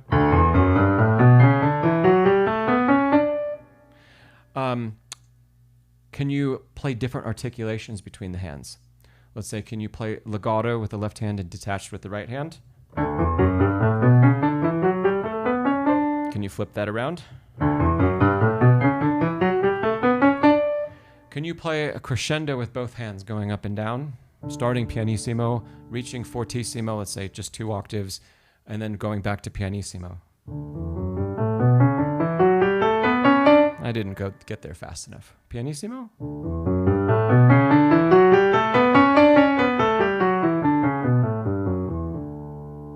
Could you do the opposite? Could you have the hands do opposite dynamic changes? So I'm taking the same scale to demonstrate all of this, right? Because if you can achieve this in the scale, then when you want to employ that idea or that shape in the right hand or something like that, right? When you want to show a phrase or you want to help better separate the dynamic between the melodic line and the texture, you're going to more easily be able to do that just with your brain saying, that's what I want to hear. Your ear is saying, I want more melody. And if you've practiced the technique to execute that separately, you're not going to have to think about as much about the technique while you're in the middle of playing something. That's our goal. So, okay, the last thing. Could you play a crescendo with your right hand while you ascend and then a decrescendo? Simultaneously, could you play a decrescendo with the left hand while it ascends, followed by a crescendo? So the hands are going to start opposite dynamics. They're going to cross dynamics, and then they're going to cross back again. So.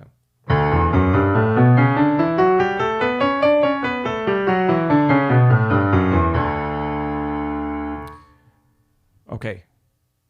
Trying all of those different things and working on them, even with one key, one scale, it keeps your scale practice really a lot more engaging, a lot more challenging, and it helps to unlock a lot better control and control over balance and control of our technique when we come to passages in repertoire. Yeah.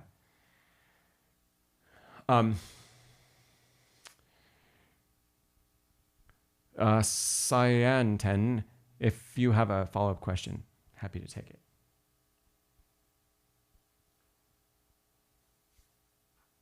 Oh, hey, Bjorn. Sorry to see you go. You probably left quite a while ago. Let's see. Okay, another question here. We're going back to the collegiate stuff. Catherine asks, is it not very stressful to be at a top college and constantly exposed to criticism? It's very stressful.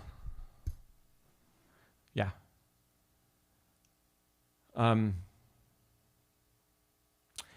You know, I was seeing a doctor recently for some stuff, and in our consultation, one of their kids is at Juilliard. I can't remember the instrument. It was a reed instrument, I think, that they're getting a degree in. And they said, after there are specialists, like they've been through a lot of medical school, which is usually considered really, really difficult, right? Very stressful, rigorous training. And we started conversing because they were wearing a Juilliard branded like hoodie or sweater or something. And so music came up naturally. And they said at the end of our session that, you know, when they see how much their kid goes through at school, they said it's by far the most stressful thing that they've ever seen a person go through because of the it's like daily. There's constant criticism because usually all the time you're involved in some kind of performance or coaching or you're playing for peers and there's excessive judgment and you're exposed to it all the time. On the bright side of being exposed to that all the time, it's that if you do have a career in the arts, it's usually, you're always very exposed to criticism, even when you're out of school. You know, I perform, I record a lot of stuff. There are a lot of people that really like what I do. That's awesome.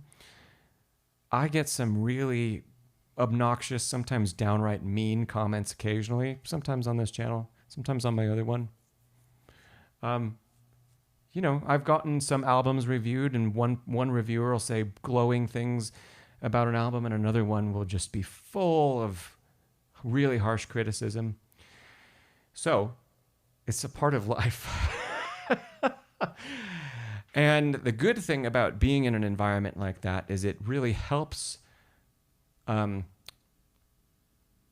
all of that stuff that could be really difficult to hear and deal with and process.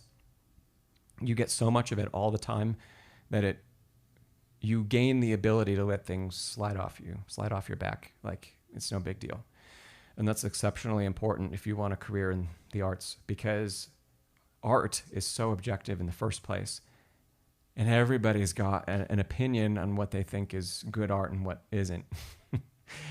And a great number of people are very willing to share their opinions, especially online. So, yeah, but it is very stressful.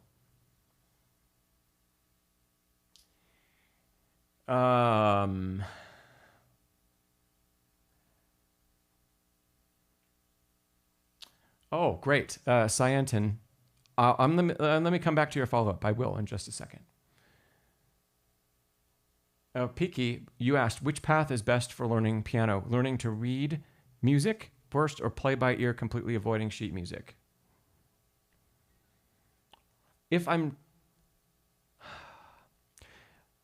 Truly, my answer would be a combination of the two, where you start with playing by ear and then you learn to read music. Or if you're going to do both you got to do both simultaneously. The worst thing, I think, is to learn music and learn piano purely reading, because it's far more likely that our ears never get engaged with the process. And the ears are the most important tool we have. They tell us everything. They tell us whether what we just played sounded good or not. They tell us if we played a right note or a wrong note. They tell us things about the harmony and about the melody. Everything. Music, we hear it. That's how we perceive it in the first place.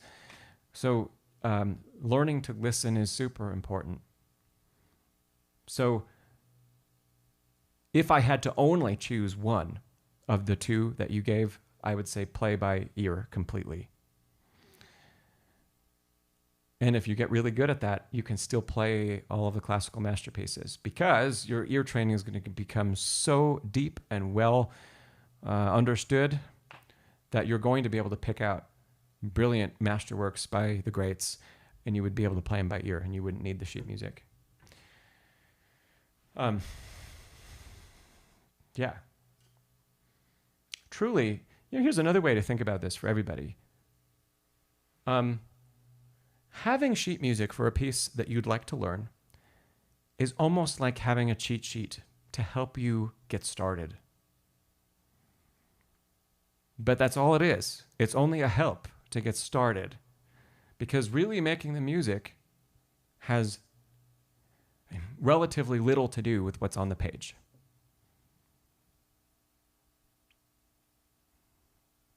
We'll leave that there and move on.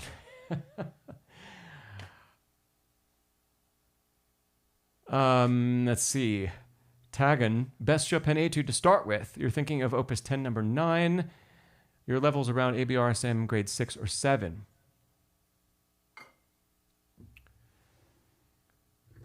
I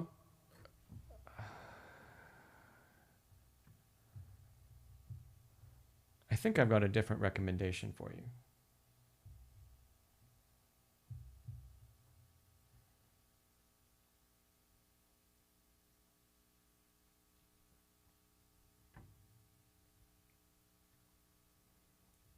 Eight's a possibility. Opus 10, let's see. Oh, you said Opus 10, number 9. I don't know if I do that to start with. I might suggest Opus 10, number 8. Or Opus 10, number 3. Or Opus 10 number 4 or number 5. Number 5 would be really great, especially if you don't know rotation very well yet. And hey, Zayday, that was going to be my next recommendation. You said Opus 2512. Yeah. I like those choices for earlier Chopin etudes. Let me give them to you one more time in order. Opus 10, most of these are coming from Opus 10. Number 3, number 4, number 5, number 8, or Opus 25, number 12. Yeah.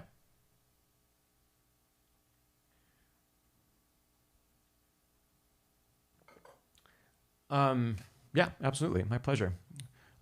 Peaky, you said you were talking with Cynthia. You always have a vibe problem with your teachers. Most of the teachers you've encountered are very strict. Yeah.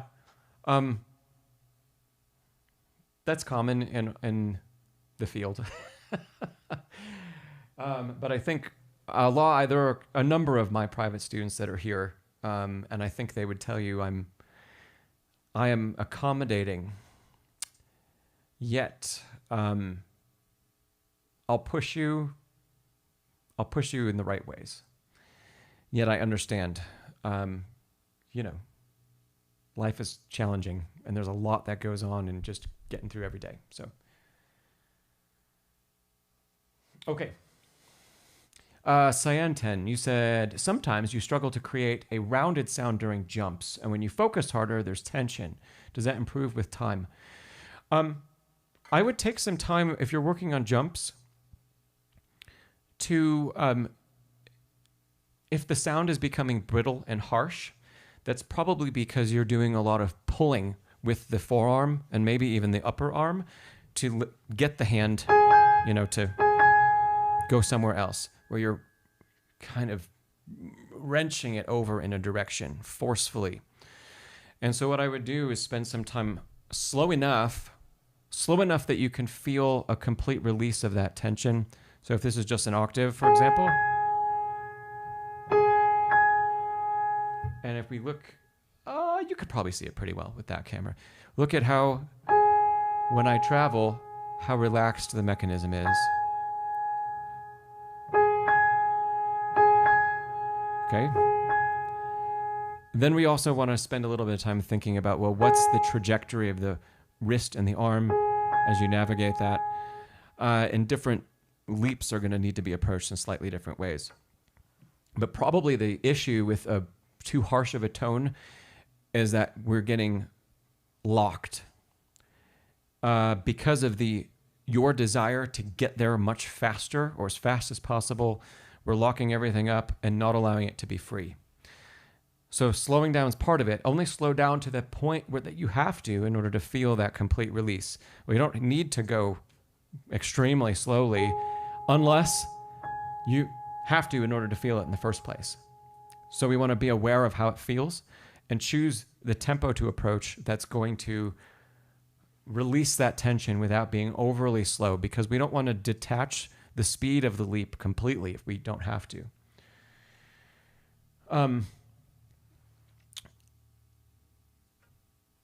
The second piece is psychological, and that is telling yourself that you actually have more time to get there than you do. And at the beginning of playing like that, that might end up making some of the leaps here or wherever. It might end up making that hand or that leap a little bit under the tempo you're desiring. And that's okay. Given time and practice, your tempo is going to increase and increase and increase. And if you do something I call over practicing, which is taking your tempo beyond the tempo required by 10 to 20%, if you can bump the tempo up to that point and you can still achieve that sensation of relaxed playing and feeling, I still have more time to get there than I need. If you can maintain that when you drop the tempo back down, one, you're going to have practiced the leaps far more quickly than you need to achieve them. And two, psychologically, you're going to be able to, even at tempo, tell yourself, I've got plenty of time. You're going to be able to trust yourself that it's actually correct because you've experienced it. And it's going to feel like you actually have plenty of time as well. So it's going to be a constant feedback loop that keeps reinforcing itself, which is great. Yeah.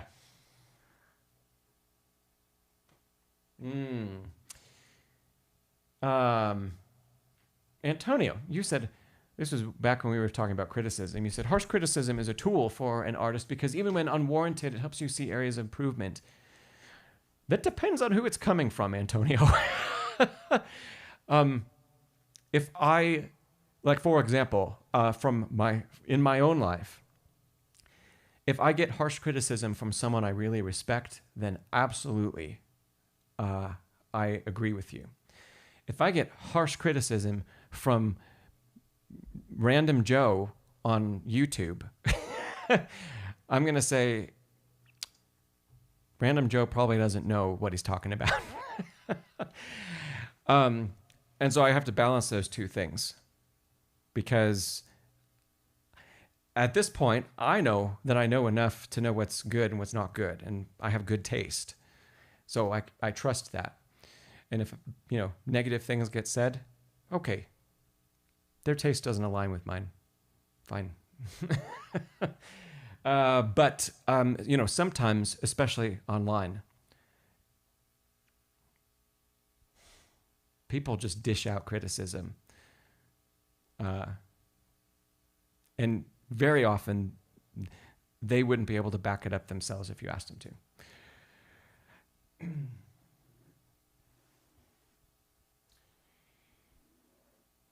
Okay. Oh, Piki, you say you're just wondering how you can play something like an impromptu or a Chopin nocturne just by ear.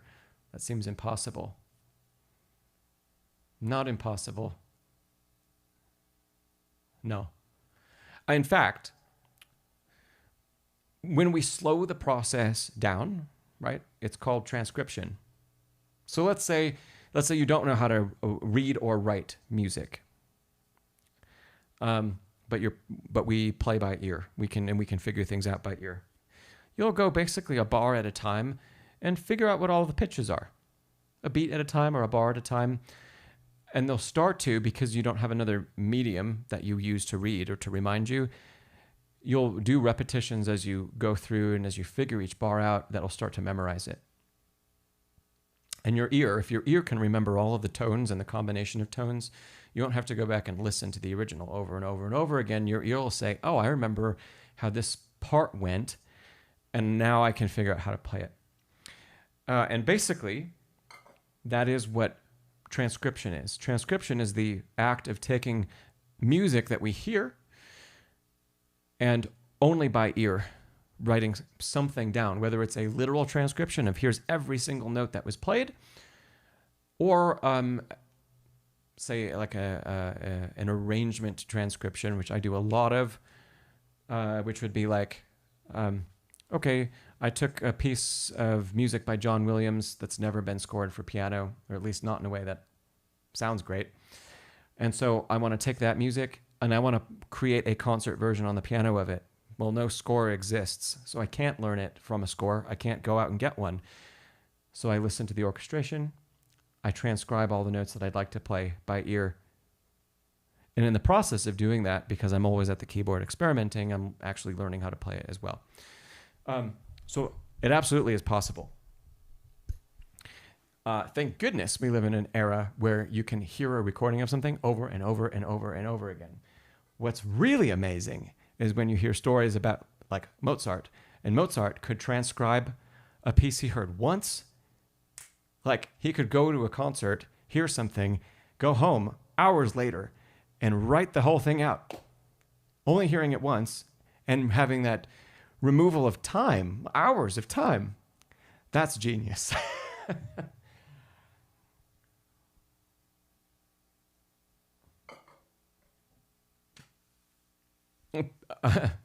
Yeah. Tag on, you said transcribing jazz solo is a great way to train your ear. 100%. Yes. Let me go back. Cyanton said, you never thought about that. A follow-up question. Any advice to minimize mistakes quicker and get confidently performance ready.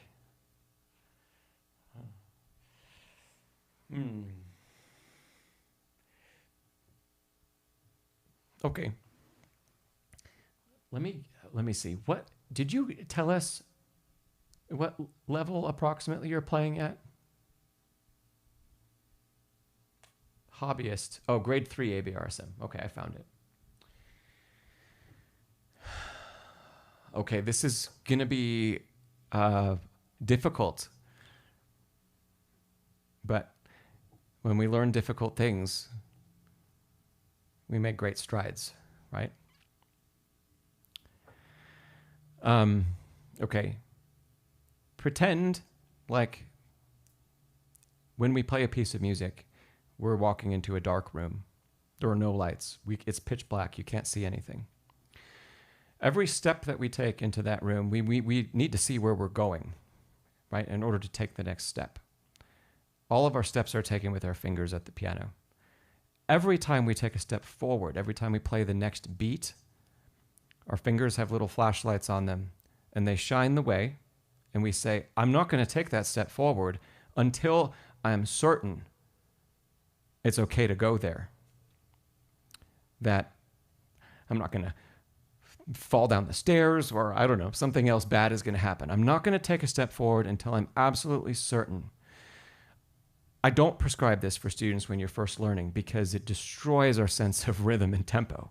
But when you've learned something and you're getting it ready for performance, build that awareness of every movement to every single note so that when you are in the process of getting there, when you make that thumb tuck in a scalar passage, or you make a leap to another chord, while you're in that movement, you're saying, do I know where I'm going? Do I not know where I'm going? Where exactly do I need to go? And your fingers should shine the way toward the next notes you need to play.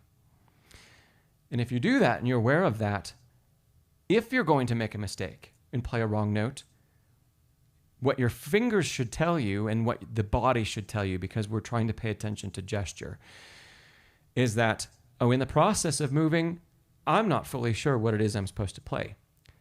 When I don't have that complete certainty, I don't play it at anything. I don't go on to the next beat. I take a step back and I say, okay, I need to start that passage over again. We can't do this in performance, but in practice, I need to start that passage over again. I need to start that bar again. If it's toward the beginning of the piece, let me start the piece again. And what do I need to work on? Can I pull the score out if it's from memory?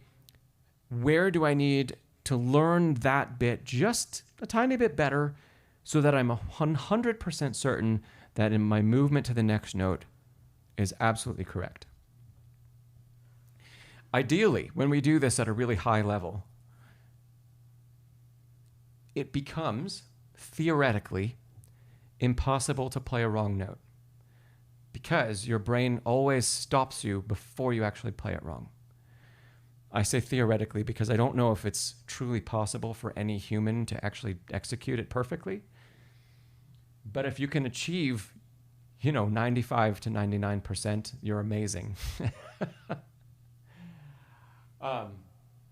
So that's my suggestion. It's hard to do, but if you start working on it, you're going to start mapping and really paying attention to your movement from note to note and from one note to the next.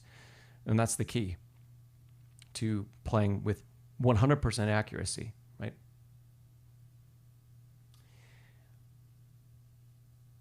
Hey, is it Akshay? Akshay?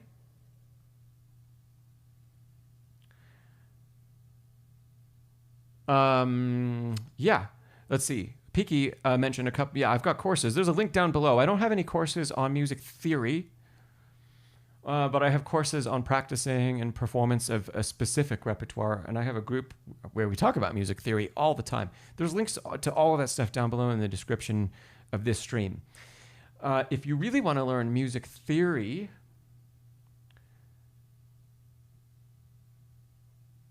Akshay, how much theory do you know already?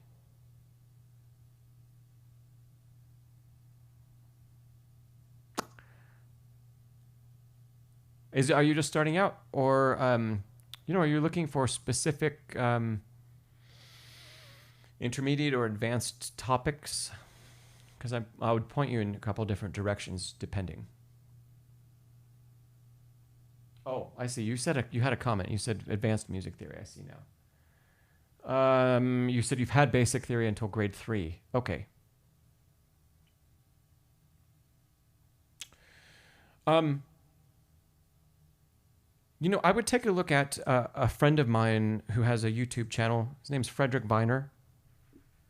He doesn't do exactly theory-based videos, but he does a lot of analysis, which would be great to check out. Because in the analysis, if you can follow along, you're going to learn a lot of theory.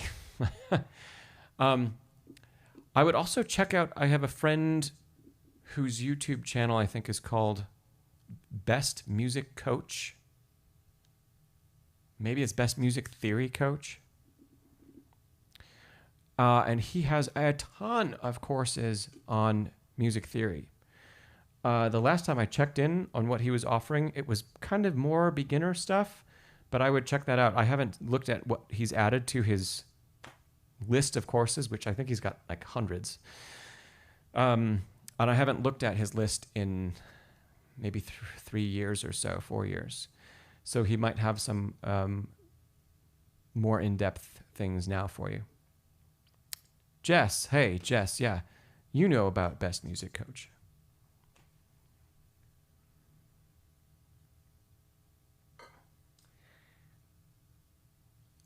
Cool.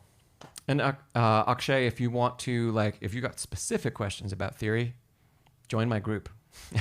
There's a link in the description, and I field questions about, all sorts of stuff in there, from performance to memorization to technique to interpretation to theory to improv, chord analysis, ear training. We talk about all of that stuff.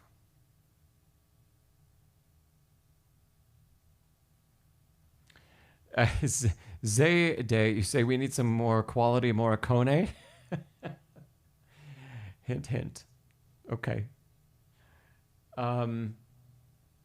Let's see. And back, Peaky, you had said if you give me an easy, fun play by ear challenge, will I take it? I mean, we're just about out of time today, I suppose.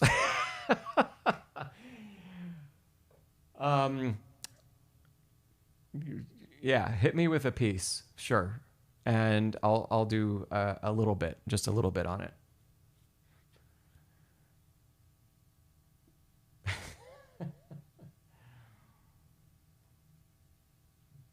Oh, thanks, Cyanten. I'm glad. Thank you for showing my stuff to your teacher too. I really appreciate that. And Akshay, awesome. We'll look forward to seeing you in there. And Zayday, you asked thoughts on practicing with eyes closed, specifically Opus 25, number 12. I can tell you in general, practicing with eyes closed is really beneficial. But I love practicing with eyes closed. A piece like that, we move across the keyboard quite a lot, right? But our fingers they have an opportunity to always kind of guide us. It's not really leaping. We're just playing lots of arpeggios that are connected. Right? So, what we don't want to do when you practice with eyes closed is try to feel your way with your fingers in a way that you wouldn't if you were watching your hands play. So, for example, if we were to play this, let's go under tempo.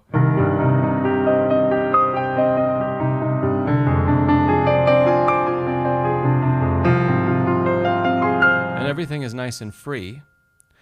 What we don't want to do when we close our eyes is go.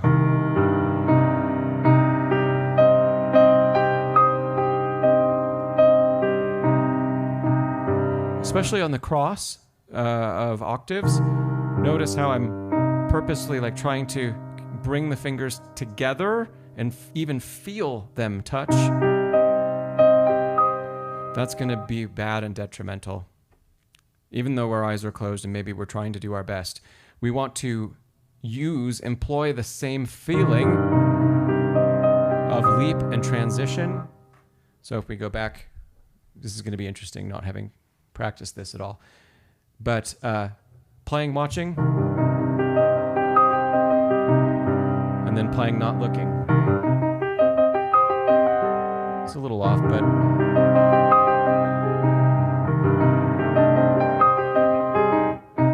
cut me some slack. I'm doing that with like no repetition. Okay, but the idea is we still allow this to be free and don't practice with eyes closed until you can actually execute it.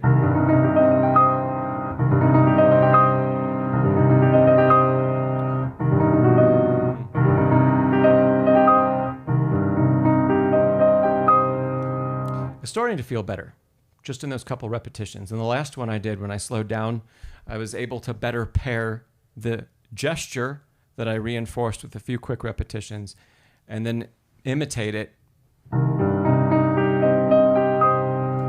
more slowly without looking. So I wasn't doing eyes closed because I wanted you to be able to see that I'm not actually looking at my hands. So I'm looking out in the distance over that direction. And yes, Zayde, absolutely. See the keyboard with your eyes closed. Great. Okay. Peaky, you said some Richard Clayderman, A Marriage of Love. Let's see if I can find a recording of it.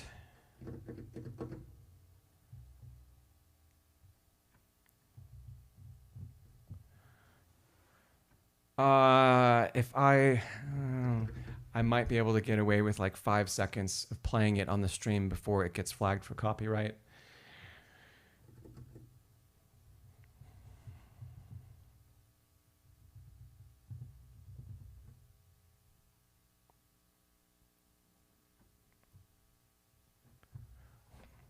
Let's see.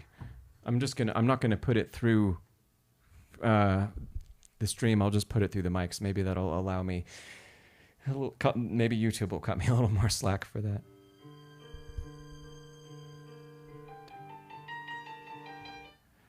Okay, let's just talk about that much. But hopefully you could hear a little bit of it. It's 5 seconds. First, what key are we in? Bum bum bum bum bum bum bum bum. G or A? G minor. Good.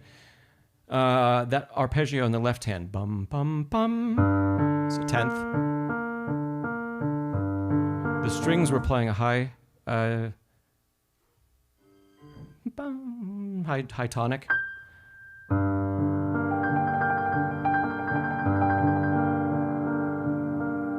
And then when the piano comes in, it's tonic. That's as much as I listen to. Okay.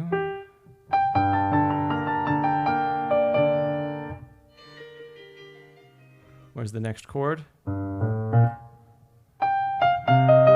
Something like that.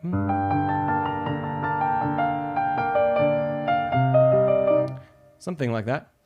I'd have to do a bit more listening because I need to memorize the whole melody first in order to start to play it. But I'm playing all the notes he plays. There's no sheet music. It's just Spotify. Bite ear. In the right key. Alicia, I do not have perfect pitch. I have really good relative pitch. Peaky, that's very kind.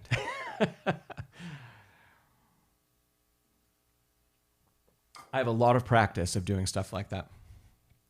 So, hey, and yeah, Morricone is great stuff. Okay, we're going to call it a day today. Thanks, everybody, for being here. And yeah, special thanks to, if you haven't been here before, like Peaky, I don't know if we've chatted before, Akshay, Cyanten, thanks for being here and joining us on the stream. And thanks to all of my old friends who are here. If you haven't hit the thumbs up button, please do it if you can. Yeah, C Drive, thanks for being here. Z Spark, Nancy, yeah, and Bedlington Groomer, Antonio, Lori, Hey, I know I've missed some of you. Dith, Tagon, Zayday. Yeah, absolutely. Thanks so much for being here. We're going to do another one of these streams in... is it going to be in 2 weeks? It's going to be... probably in 2 weeks on June 10th. So if you can, tune back in. We'll do another one of these. Same time, same place. And if you want to take advantage, you can send in recordings, like I mentioned midway today. There is information about how to do that in the description down below. Hey, Catherine again. Yeah, thanks for being here. Okay, practice smarter, not harder. You only need a little time to make great progress if we're using the right tools at the right time. So I will see you all next time, hopefully around the channel for some more stuff as well. Take care, everybody. Bye-bye.